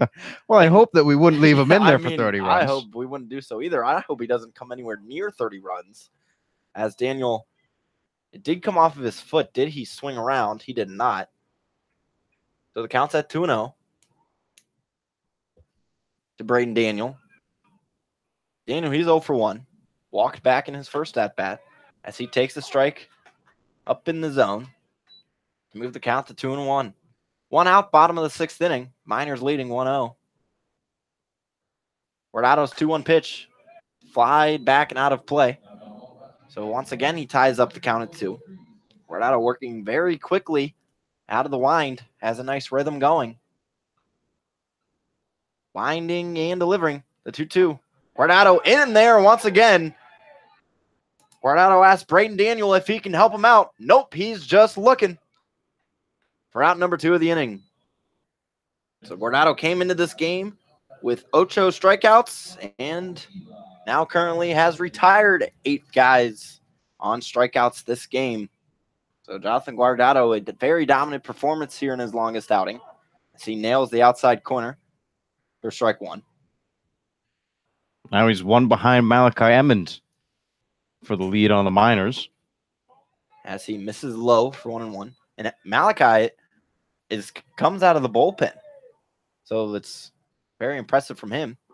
But also impressive that Jonathan Guardado has 8 strikeouts tonight as he misses low and in the dirt to move the count to 2-1. Miners currently lead this season series 3-2. They also lead the run differential with +6. As the 2-1 is chopped over to third base, Tyler Bozzetti backing up and then tossing across the diamond for out number 3.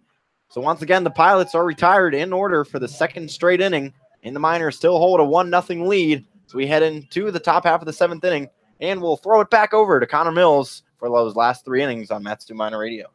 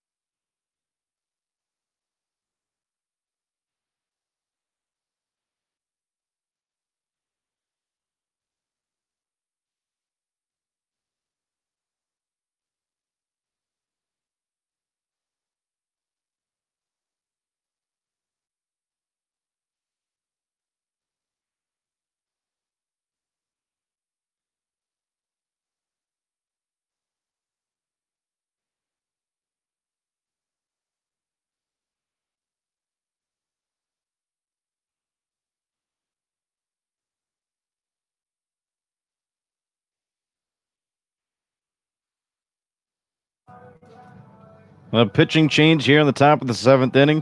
Tucker Palouf comes in to relieve Dalton Chapman. Chapman went 6 innings, allowed 4 hits, 1 run. It was earned, a walk and 2 strikeouts. Tucker Palouf coming in, a right-hander, 6 foot, 179 pounds, a freshman from Georgia Gwinnett College from Ball Ground, Georgia. First pitch into Danny Wright. He goes around for strike 1. Wright so far today struck out in the 2nd inning and flew out to center back in the 4th. We are here in the top of the 7th inning. The Matsu Miners leading the Anchorage Glacier Pilots 1-0. The pitch from Palouf does not count. Danny Wright called time. Walking out, home plate umpire Brad Polk so far has favored the batters when they call time.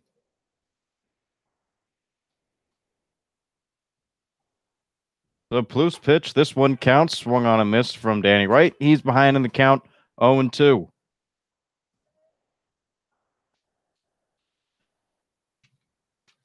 Only 4 hits for the Miners today, but that's good for a run.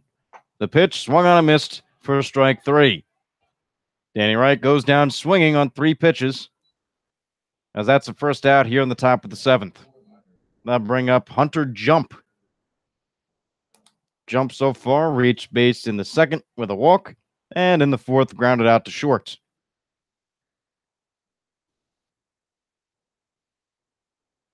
So far for Jump, 222 batting average as that ball's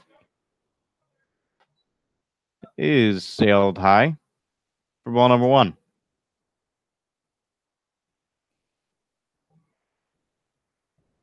Jump, watches the breaking pitch go in for a called strike. Count goes to 1 ball and 1 strike.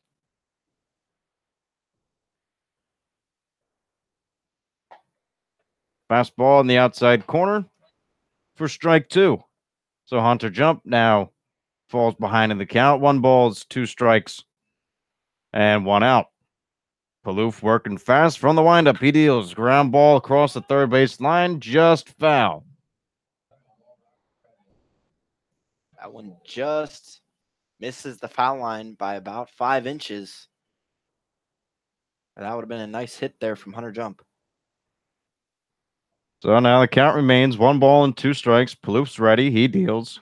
And that's on the outside corner for strike 3 called. Jump not agreeing with it, but we'll have to deal with it. As that brings up Braden Merritt.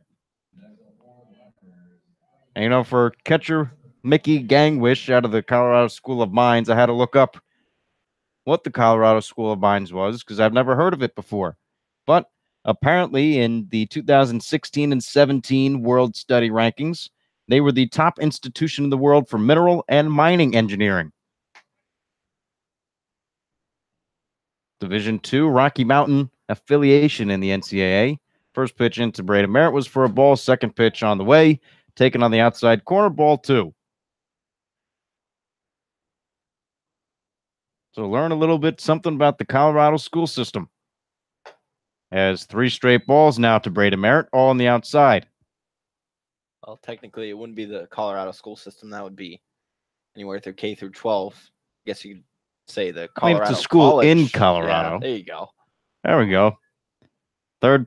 Fourth pitch in is for a strike. Taking all the way was Merritt. So the more you know. This one lined out into left field. That'll be for a base hit and going all the way toward the corner and to the wall. Braden Merritt rounding first. He's headed for second. Now he's going to round second and hold there as the ball is finally in the infield. So Braden Merritt breaking out of his slump as he's on base with a double here in the top of the 7th inning. That will draw a conversation from the catcher Gangwish to Palouf with the runner in scoring position and his old high school teammate from Hamilton in Arizona, Drew Swift. He'll try to hit him in. It's been a week to the date since Braden Merritt has last gotten a hit, all the way back on June 16th against the Bucks, actually in this stadium. So nice to see Braden Merritt throw one out there in play and reach base. So I guess all the changes paid off that he made.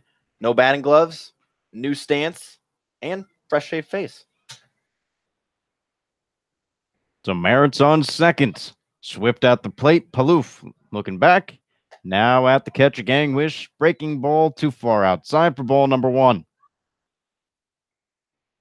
So far today for Swift. Grounded out to short and popped up into right field. 1 ball, no strikes, 2 outs, top of the 7th inning. The pitch, ground ball over to third. Aruda has it, fires to first, picked by McCann, and the side is retired. So on 1 hit, no runs, no errors, 1 left on base for the Miners. We're headed into the bottom half of the 7th inning. You're listening to the Matsu Miners on the Miner Radio.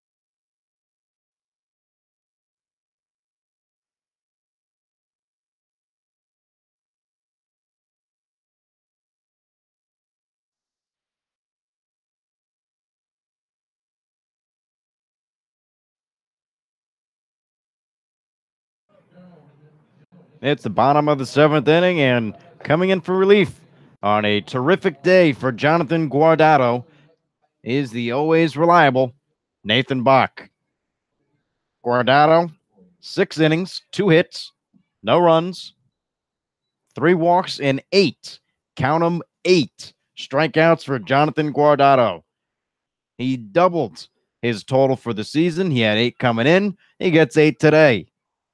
So 16 strikeouts for Guardado so far. And Nathan Bach will come in to relieve him. So far in the season for Bach, he has a win to his record. As of right now, is credited with 2 as he pitched in yesterday's game, but that will be changed and given correctly to Ian Churchill. So the count, 1 ball and no strikes to Aaron McCann. Churchill did pick up the win yesterday. Bach came in for relief for him, going 1 inning. Perfect inning, getting 1 strikeout. His second pitch into McCann is for a ball. Bach coming in was absolutely phenomenal with an inning of work, not allowing any runs, and he's definitely been one of the strong right-handers out of this bullpen for the Miners. 2 balls, no strikes, nobody out here in the bottom of the 7th. Aaron McCann at the plate. Bach's pitch on the outside corner for strike 1. And for Bach, a 1.54 ERA in 7 appearances so far. 11 2/3 innings pitched as this pitch sails high and he wants a new ball. Sometimes it can be the littlest things for the pitchers. In this case, it might not be the right feel and grip on the ball there from Bach, so why not try a new one when you're behind in the count? So Bach, the count, 3 balls, 1 strike to Aaron McCann. Current time, 11:48 p.m. here in Alaska. 3-1 outside for ball 4, and that one looked like it slipped out of the hand of Bach as he's frustrated with the last one. And it looks like we will have a pinch hitter coming in. Or no, it was not. We're going to have a pinch runner. Number 27 will come in to pinch run. That's Jed Moscott. Will pinch run for Aaron McCann. Saw the manager, Guido Espedia, come out and give a little jog symbol. First, I thought that was going to be a pinch hitter, but it's a pinch runner. So Jed Moscott, the starter from yesterday's game, he's on first as he pinch runs for Aaron McCann. At the plate, Mark Mumper as he fouls this bunt attempt back. Bach ahead in the count. No balls, 1 strike. Not a great bunt attempt there from Mumper, as you always want to keep bunts on the ground. You hate popping up with those bunts. You got to keep the barrel of the bat up, so that way it goes directly into the turf. So the count, no balls, 1 strike. Tyler Bassetti is in on the grass and creeping in more at third base. Bach too far outside for ball 1. So Bach going to be pitching Mumper carefully here as he does not want to give up the sacrifice bunts and put now Jed Moscott in scoring position.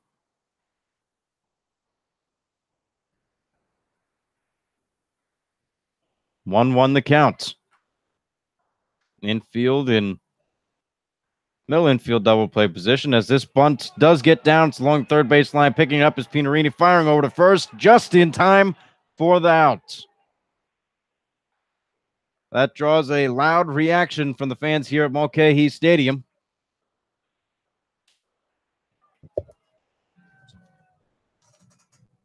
As they are now calling for Scott Johnston's name. I believe Johnston, or it could have been Dave Tompkins. And it looks like the one making the call was Tompkins. Scott from Texas, he can go back as a sigh of relief as Miners pitching coach Jeff Erlab likes to talk to Nathan Bach. And at this time, I'd like to thank our internet broadcast sponsors, the Napa Auto Parts of Alaska, and the owner, Jim Ruda. Napa Auto Parts, making these broadcasts possible. We thank them. And if you're here out in Alaska, be sure to stop into your locally owned and operated Napa Auto Parts to get a Batsu Minor jersey giveaway. Make sure to go in, give them your name, enter for the giveaway to get your chance to win a Matsu Minor jersey. So now there is a runner on second base for the Miners, or for the Pilots, as the Miners will have to deal with him. Bach sat down. The only 3 batters he saw yesterday will now have to go at least 4 here today.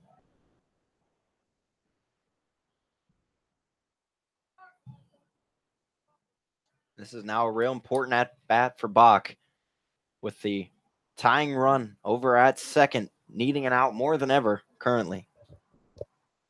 First pitch in the turf for ball 1. So it's a classic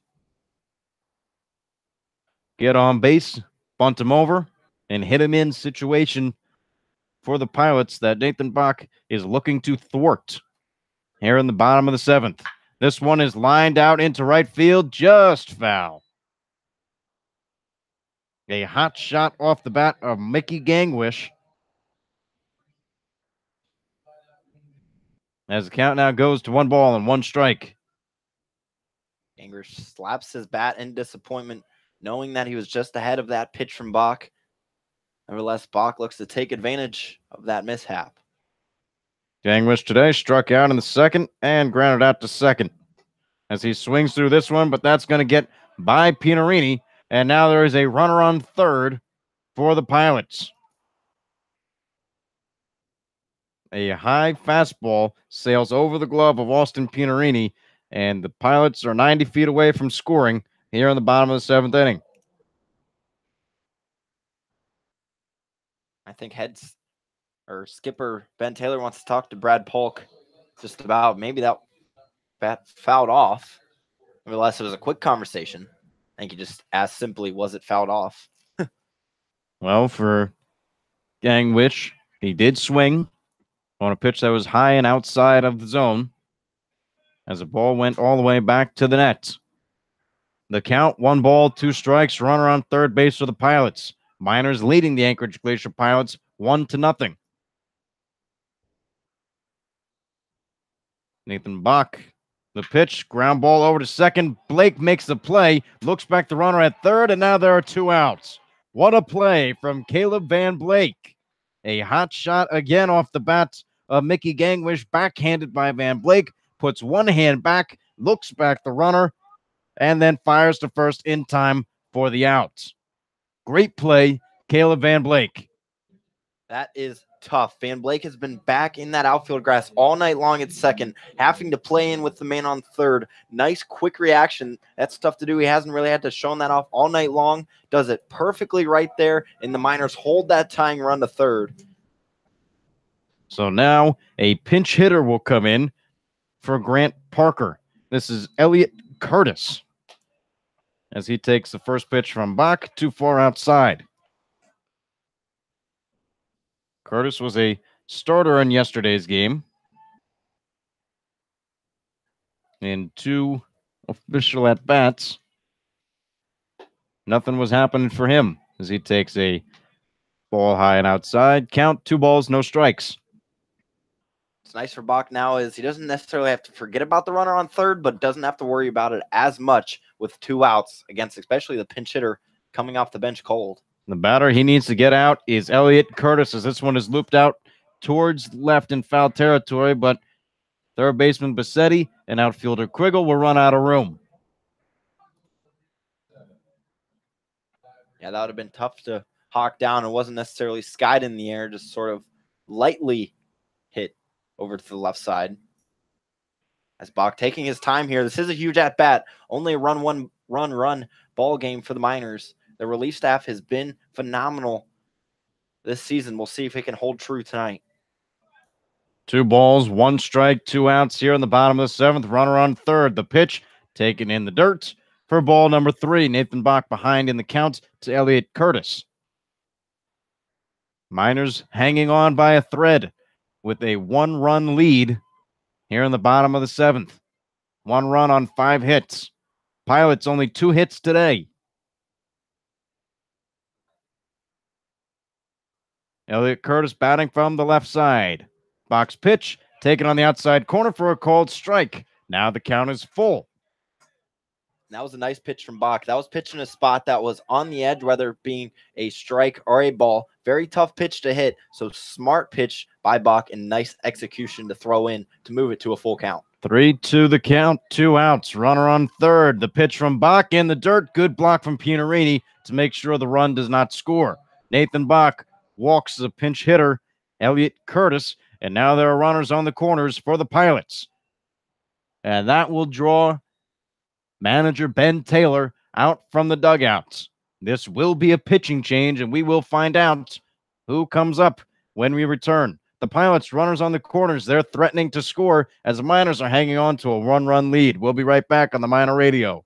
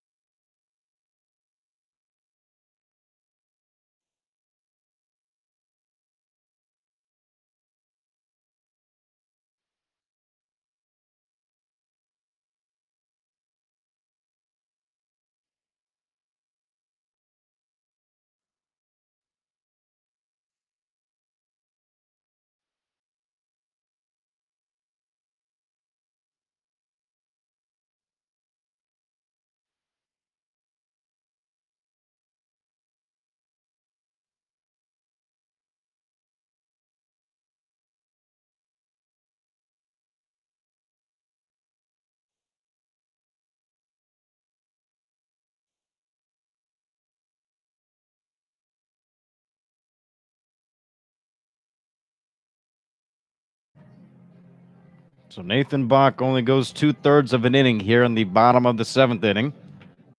Allowed no hits. Runners on first and third are his responsibility, and has given up 2 walks. Coming in relief for him is number 32, Malachi Emmond, out of the University of New Mexico. And Malachi, a season 1 ERA, has pitched 9 innings and has allowed 1 run.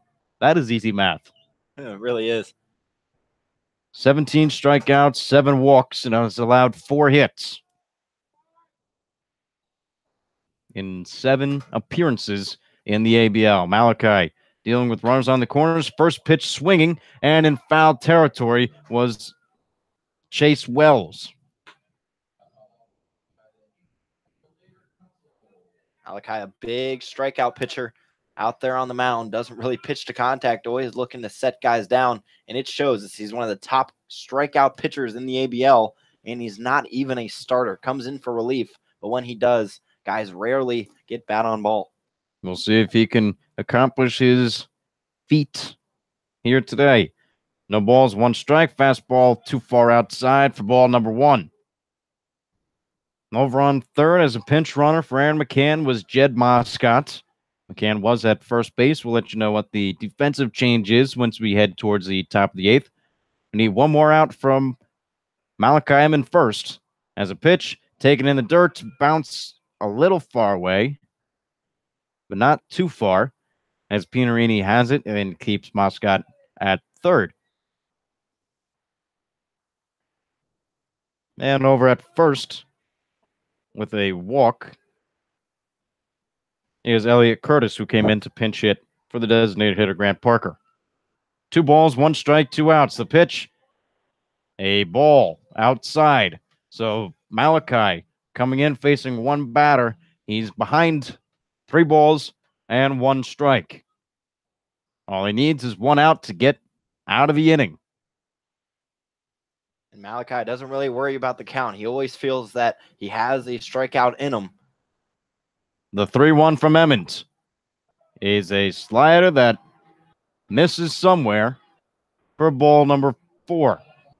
With that, they'll draw a little pep talk from shortstop Drew Swift, and we'll draw pitching coach Jeff Erlab out from the dugouts. So Malachi now 8 walks on the season. 17 to complement that, though. 17 strikeouts, that is. Our pitching coach Jeff Earl, I'm sure, is telling Malachi, hey, don't be scared to pitch around these guys. You got the stuff. It's been shown true and true before. So go attack these hitters, try to get an out. Don't worry about these runners. Just focus on the man in the box and try to get out of this with the Miners still holding on to the lead. Well, Jonathan Guardado pitched 6 innings of near perfect baseball. Allowed 2 hits, no runs, had 3 walks, but 8 strikeouts. Bach came in earlier in this inning, got 2/3 of the way through, but had 2 walks. Malachi Emmons with a walk loaded the bases. First pitch into Jordan Aruda's in for a called strike. A good slider from Malachi. No balls, 1 strike, 2 outs.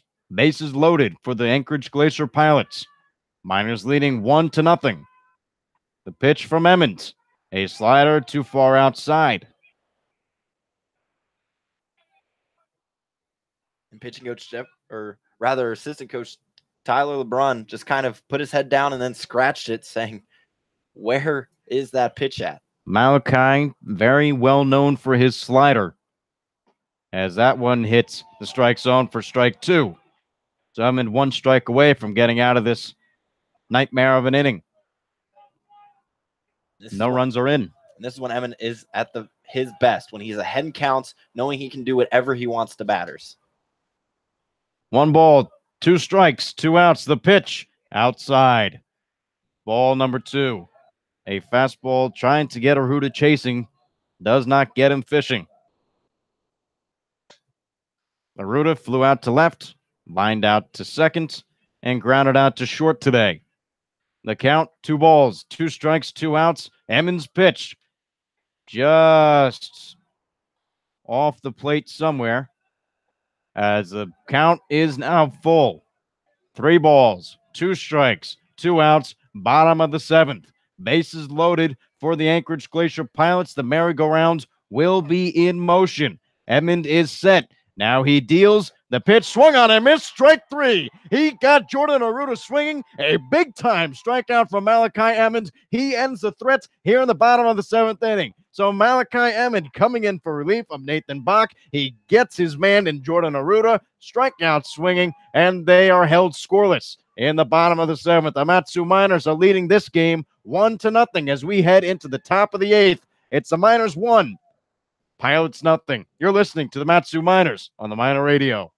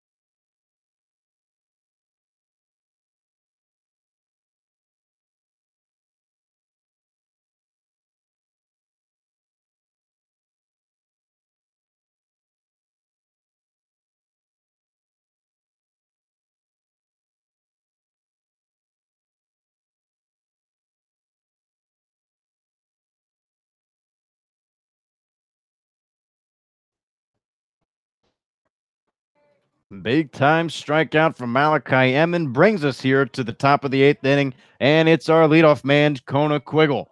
He attempts a bunt that draws the third baseman Aruda in, but he takes it and pulls it back for a ball. The new defensive alignment looks like a change at first. We'll tell you after the pitch. Taken on the outside corner for a strike. Over at first is Emilio Nogales, number 38. He comes in as Aaron McCann was pinch run for in the bottom of the 7th. Miners leading Pilots 1-0. A chance to extend their lead here as Kona Quiggle takes a ball, 2 balls, 1 strike. The pitch swung on, fouled off towards the left side and out of play. 2 balls, 2 strikes, nobody out. As that was a big time strikeout. I'm still going back to it. Malachi, after walking the last batter to load the bases, then gets the next one in Aruda. As Kona Quiggle runs the count full from Tucker Palofi. Check that, Palof. I believe that's what the PA man here at Mulcahy Stadium pronounced it. So we'll go with that, and Kona Quiggle will go to first, as that's ball 4 from Palof. Quiggle reaching base here in the top of the 8th, brings up Tyler Bassetti in search for his first time aboard. So far, flew out to center, struck out, and grounded out to short. Bassetti out of Nevada, Reno. Going back to that Emmon strikeout, he let out a huge roar, and the dugout came flying out right after Aruda swung through. So the team was loving it. The Miners loved that they still hold.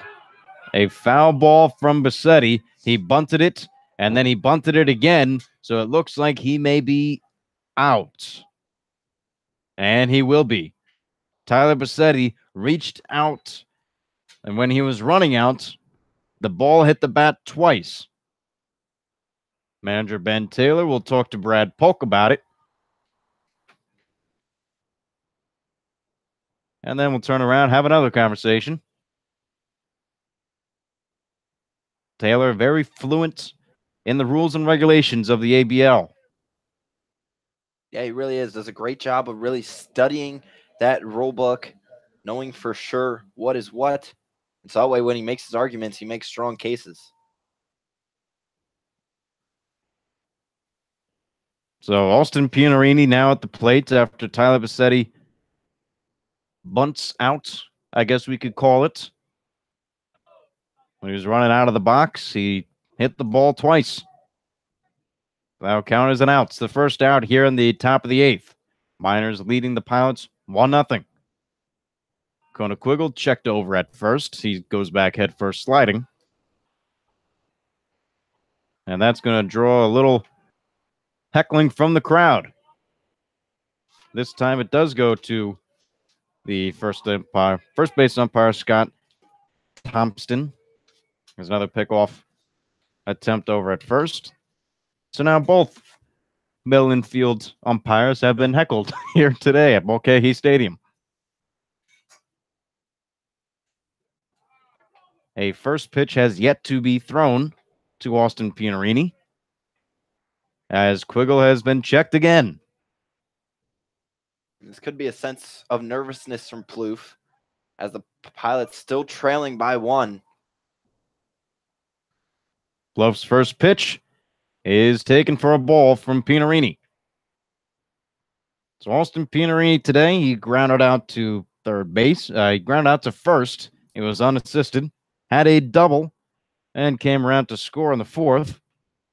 The only run of the game, as Plouffe's pitch is underway, taken for a strike. Counts now at 1 ball and 1 strike. And then Pianarini was hit by a pitch when we had our debates in the 6th. Pianarini looking to deliver in the clutch once again for the Miners. He's done it once here in this ballpark against the other Anchorage team. This one bounces into the turf. Quiggle kind of staring, then going back to first as Gangwish looks him back. Yeah, Quiggle just seeing how Gangwish was reacting, if he was finding the ball right away, and if he was able to pick it up cleanly. He was able to do all of those things. So Kona Quiggle, unfortunately, going to have to hold. So 2 balls, 1 strike, 1 away. Runner at first. Pitch from Plouffe. He is a bender in there for a called strike. And that's going to be 2 balls and 2 strikes.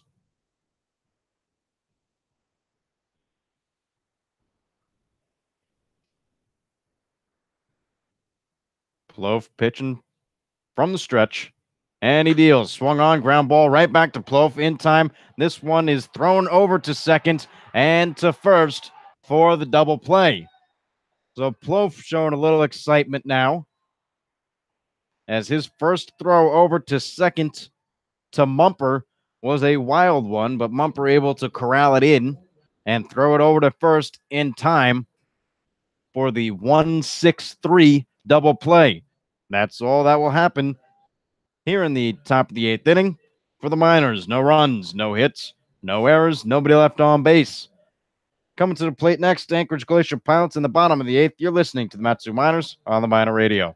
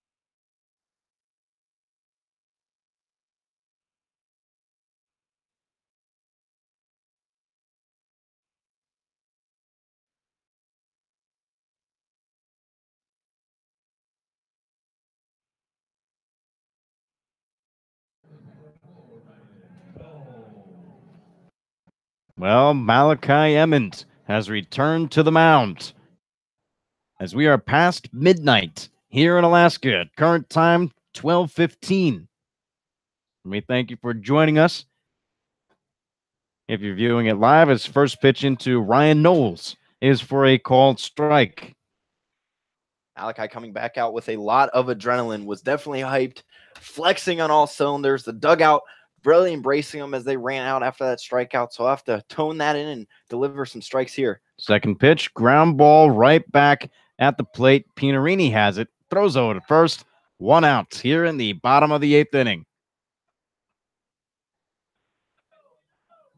The Miners have been really asking a lot out of these relief hitters, with the bats being quiet for the most part this season, really being flippy floppy on how many runs or hits they get. So it's been really incredible to see them come out under this pressure and expectations and perform. So with 1 away, Braden Daniel, number 3 batter. So far today, he walked in the first as he takes a slider from Malachi for a ball. Walked in the first, reached second, did not score. Grounded into a 6-3 double play, and then struck out in the 6th. So he faces the big strikeout man in Malachi Emmons as the count goes to 2 balls and no strikes.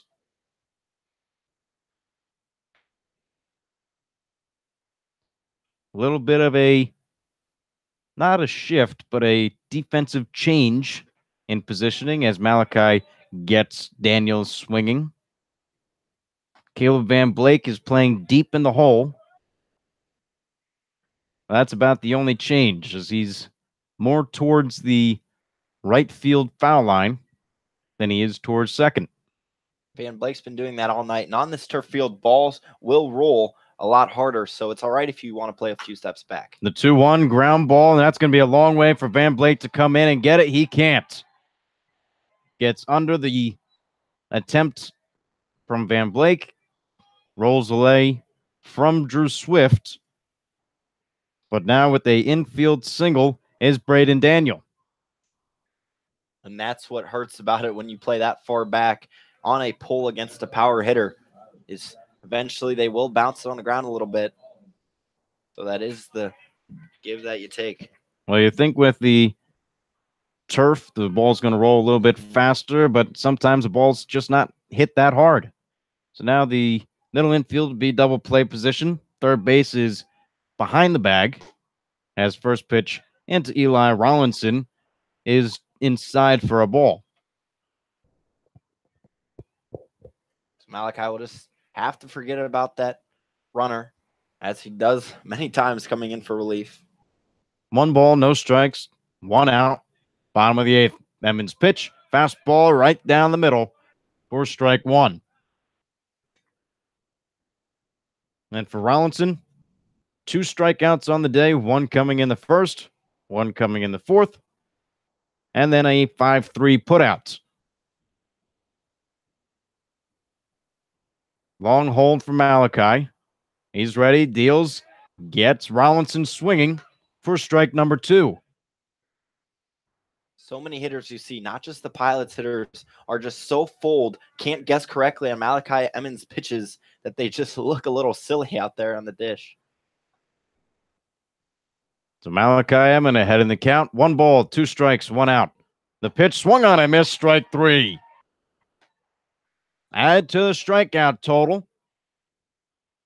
He saw Jonathan Guardado do it for most of the game. It's now time for Malachi Emmons to do it.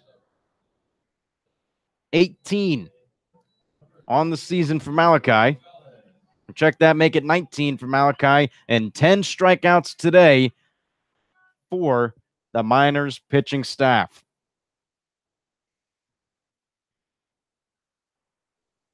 Now, Emilio Nogales batting from the left side. He steps in. He's the new first baseman. Swings and fouls it back for the first strike. Nogales coming in. And on the scorecard, I guess he would be replacing Jed Moscott, who came in to pinch run for Aaron McCann, the starter in this game. McCann walked all 3 times, or 2 times. Check it. I was right the first time. 3 times. And then Moscott came in to pinch run. The count to Nogales right now, 1 ball and 1 strike with 2 outs.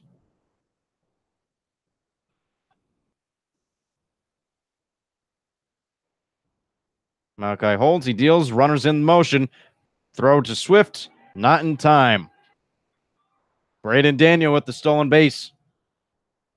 As now there is a runner in scoring position for the Pilots. Daniel up to 4 stolen bags now on the year. With this Pilots leading the ABL in stolen bases. At 27 coming into today. Malachi's pitch, the 2-1, make it 2-2. So Malachi now 1 strike away from keeping the Pilots scoreless here in the bottom of the 8th.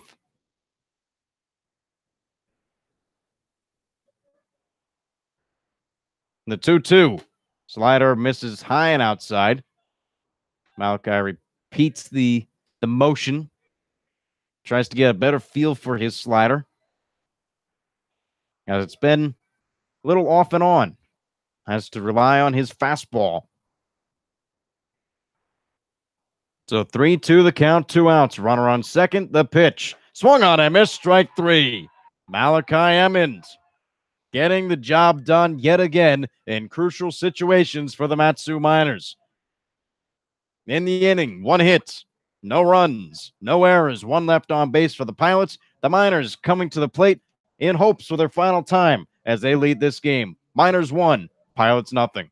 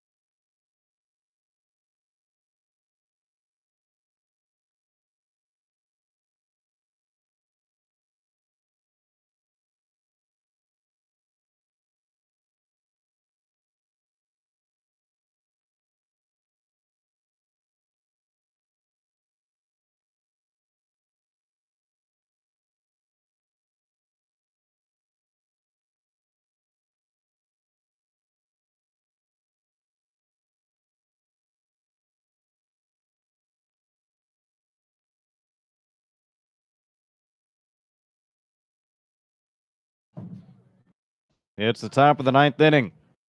Matsu Miners leading the Anchorage Glacier Pilots 1-0.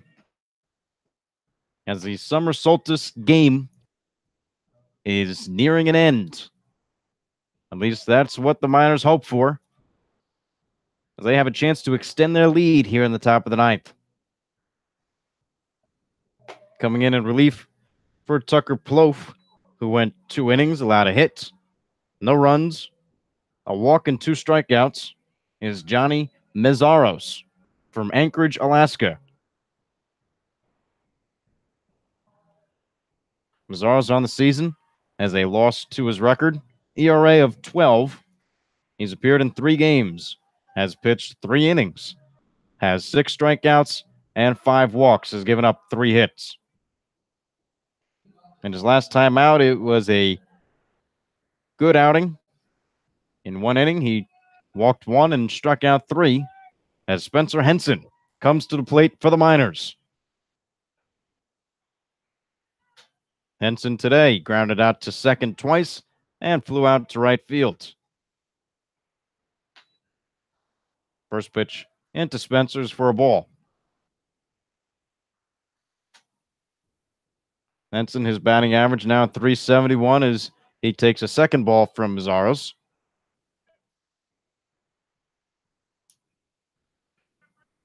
And what a performance from the Miners pitching staff to this point. 10 strikeouts. Make it 11. As Malachi struck out the last one as Henson takes ball 3. A brilliant performance for Jonathan Guardado as the Miners bats look to solidify his win by extending the lead here. Taking all the way is Henson. Fastball down the middle for a strike. Count 3 balls and 1 strike. And it's crucial right now for the Miners to try to add on to this 1-run lead because that is so tight. You need those insurance runs to help out your closer a little bit. Henson takes a fastball on the outside corner for a called strike. Borderline call. Henson thought it was ball 4, but he'll be batting. That was an extremely late call from Brad Polk right there. We'll add Polk's name to the heckled list. Yeah. Now all 3 umpires have been called out by the fans here. As a swing and a miss for Spencer Henson. That's the first out at the top of the 9th. So Polk, Tompkins, and Johnston have all lost favor with the fans here at Mulcahy Stadium. And that's real tough for Spencer Henson. You're thinking that's a ball. It looked like a ball from our vantage point, and you're a few steps down, and then that strike call comes out of nowhere. So it's hard to step in the box and regain your composure. You kind of feel bad for Spencer Henson. Nevertheless, you really do need a hit and maybe another run for the Miners. First strike into Van Blake is for a strike. I guess it's a good thing when the umpires are being, all called out because they're going both ways. So 1 ball, 1 strike to Van Blake. Van Blake's had himself a day. Finally getting in that hit column. A single in the 4th, single in the 6th. An RBI single, might we add. Swung on and fouled straight back from Van Blake. Count goes to 1 ball and 2 strikes. Van Blake reaching base all 3 times in his 3 trips to the plate. Hit by a pitch in the 2nd and got his first stolen base as well. So a productive day from Caleb Van Blake in the 5 spot as he looks to extend his on-base streak here. Count 1 and 2. The pitch in the dirt. Brad Polk a little nervous there as that one bounced well in front of the plates. Whenever you see that happens, the catcher kind of struggles with those, but Gangwish able to secure it and keep Polk unharmed. And he held it acting like it was a strike. It bounced right in the zone. The 2-2. Low and outside, ball 3. So 3 balls, 2 strikes, 1 away. Here in the top of the 9th inning, the Miners are leading the Pilots 1-0. Miners 1 run on 5 hits, no errors. Pilots, no runs, 3 hits, no errors. The pitch swung on, fouled off towards the right side. We are nearing 12:30 here at Mulcahy Stadium. Summer solstice game has been a fun one and a great pitching duel. Yeah, it really has. And I just saw Spencer Henson running to the bullpen, so we may see him close this thing out. The 3-2 from Mazzaros hits Caleb Van Blake to the crowd's oohing and awing. Well, we've got ice. Second time today, Van Blake is hit as he takes a slow trot down to first. Looks like he's all right. Stretching out the legs a little bit, getting ready to run. Maybe his second stolen base of the day. That'll make a nice and symmetric scorecard.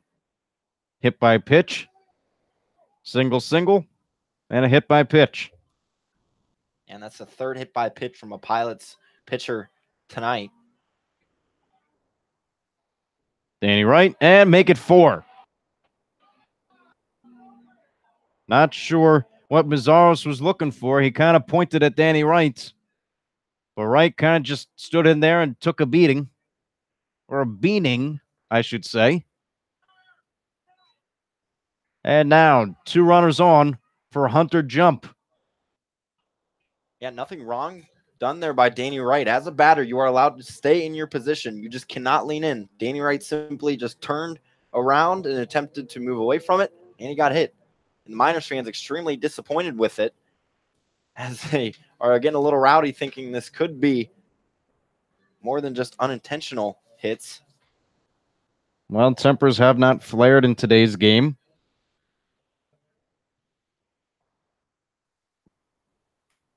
But as we said, Mazzaros coming in with a 12 ERA. Gave up a run to the Miners on June 8th.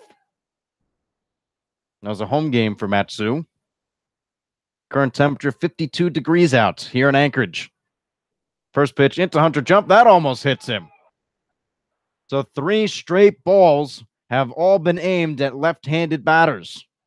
Johnny Mazzaros hits Caleb Van Blake, then proceeds to hit Danny Wright. Now Hunter jumps out of the way, as he would have been hit had he stood there. Yeah, if he would have just simply turned around, that would have been another bean. So you got to wonder if Mazzaros has his confidence that he can deliver an inside pitch. Well, that one is inside and paints the corner for strike 1. And a nice little round of applause for Johnny Mazzaros as he finds the strike zone and does not hit a Matsu Miner batter. Or almost hit. Or almost hit. Very true. The 1-1 swung on a miss by Hunter Jump. 1-2 the count now, and the Pilots fans are happy again. And that was a big swing there from Jump. He looked like he wanted to hit that one back to Palmer with that cut. So 1-2 the count to Hunter Jump. The pitch, low and inside for ball number 2. Jump today, he got on base with a walk in the second, flew out, or grounded out to the shortstop, and then struck out in the 7th. He's here with a 2-2 count against Johnny Mazzaros. The pitch from Mazzaros, and that may or may not have hit him, but the ball goes to the backstop regardless. Coming in to score is Caleb Van Blake. The scoreboard went out as well. They'll have to add up another run to the Miners here in the top of the 9th. As I will draw a conversation from the pitching coach, or one of the assistants, as pitching coach is not listed on their sheet. So that is either Larry McCann, Shane Mosello, or Anthony Gonzalez, as they look to go settle down Johnny Mazzaros after he nearly hits Hunter Jump in this at-bat for the 2nd time. This one cost him a run. Miners lead this ball game 2-0. And I'm sure point of emphasis in that meeting is that inside fastball. That is 4 pitches to left-handed batters that Mazzaros has thrown, that if they haven't hit batters, they've almost hit Hunter Jump. 2 of those pitches have been inside fastballs. So with a full count, you got to wonder if he has any confidence in that pitch. Well, the 3-2 at the infield in, swung on, fouled off by Hunter Jump.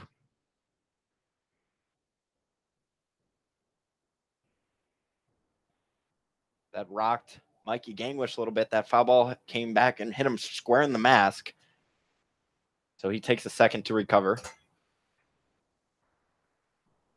So the count remains 3-2, and I believe you said Spencer Henson was seen running to the bullpen, so we might see Henson in for a save opportunity. Don't quote me on that. The count 3-2. 1 out here on the top of the ninth to Hunter Jump. The pitch swung on and missed for strike 3. So Jump goes down swinging. As now it'll be up to Braden Merritt to see if he can knock in Danny Wright from third. Real tough strike out there from Jump. You really know he wanted to add to that RBI total. Real unfortunate that he went down on strikes. But it brings up Merritt, who got a hit in his last at-bat and could be on a new upward trend for the Miners. Well, for Merritt, got a double as he looks to bunt, fakes it, pulls it back in time. 1 ball, no strikes. So Merritt doubled in the 7th, flew out to left in the 5th, and in the 3rd, flew out to center field. A lot of space in right center field for Merritt, should he pull the ball. Center fielder towards left center field.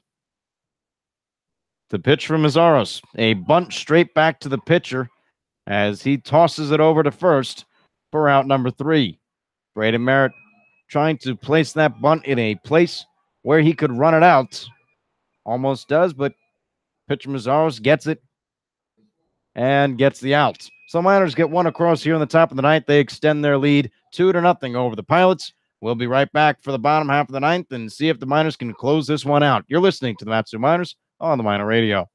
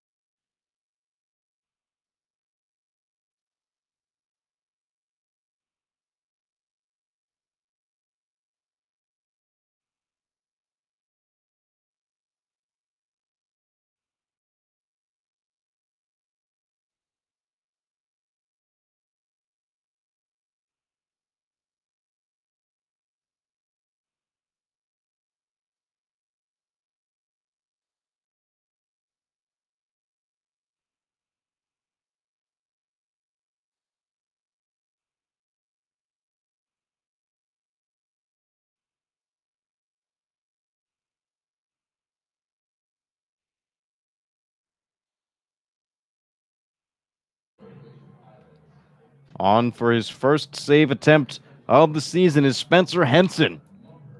Henson moves from first onto the mound. Taking over his first base duties is Aaron Walters out of Texas A&M. So Walters will come in. There is no designated hitter anymore for the Miners as Walters will go to Hunter Jump spot. Henson's first pitch is low for a ball. Mark Mumper batting from the right side. Second pitch from Henson on the way and does not find the strike zone for ball number 2. Low and outside. So far for today, Henson coming in relief for Malachi Emmond. Emmond goes 1 1/3 innings pitched, allowed a hit, no runs, no errors. There are no errors as well. Ground ball over to Swift, picked up, fired over to first. Miners are 2 outs away from closing it out. And for Emmons, a walk and 3 strikeouts, bringing his total on the season to 20 as a reliever. Jonathan Guardado would be the winning pitcher on record should Henson be able to get the save here. As there's one away in the bottom of the 9th inning. Miners 2, Pilots nothing. Henson pitching from the windup. He deals, finds the outside corner for a called strike. Henson in his last outing had real clutch efforts on the mound, looking to do the same tonight with this small lead. The 0-1 count, swung on and missed from Mickey Gangwish. So the count now moves to no balls and 2 strikes.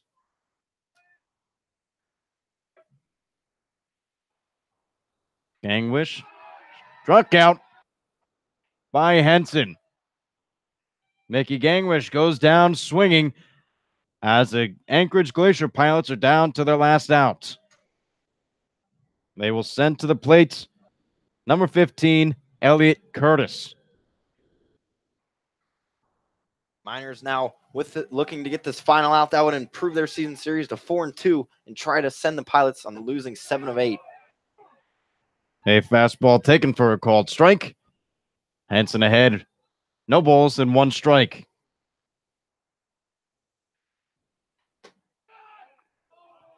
Fastball outside, much to the disappointment of a Miners fan. If you could hear on our crowd mic. 1 ball and 1 strike to Elliot Curtis. The pitch, outside corner, misses for ball 2. Curtis came in to pinch hit for the designated hitter, Grant Parker, in the bottom of the 7th. He walked the Nathan Bach walk as this ground ball goes over to Caleb Van Blake, fires over to first in time, and the Matsu Miners have won the ball game. The Miners 2, the Pilots nothing. A 2-game winning streak for the Matsu Miners bring their season record now to 9 wins and 7 losses. And on a side note, we finally inch closer to manager Ben Taylor's 300th win. Taylor, we believe he's now 6 away from 300. So a winning pitcher, Jonathan Guardado, goes 6 innings, allowed 2 hits, no runs, 3 walks, and 8 strikeouts. Coming in for the save, Spencer Henson pitches a closeout, bottom of the 9th. As the Miners win and beat the Pilots 2-0. Pilots fall to 5-9 on the season.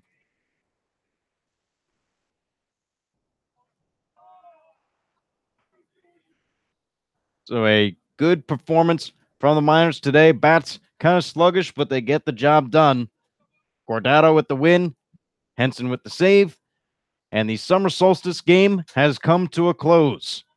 Official time, 12:42 a.m. Alaskan time. For those of you joining us live, we thank you. For those of us watching this game on replay, welcome aboard. Congratulations to the Matsu Miners on their win.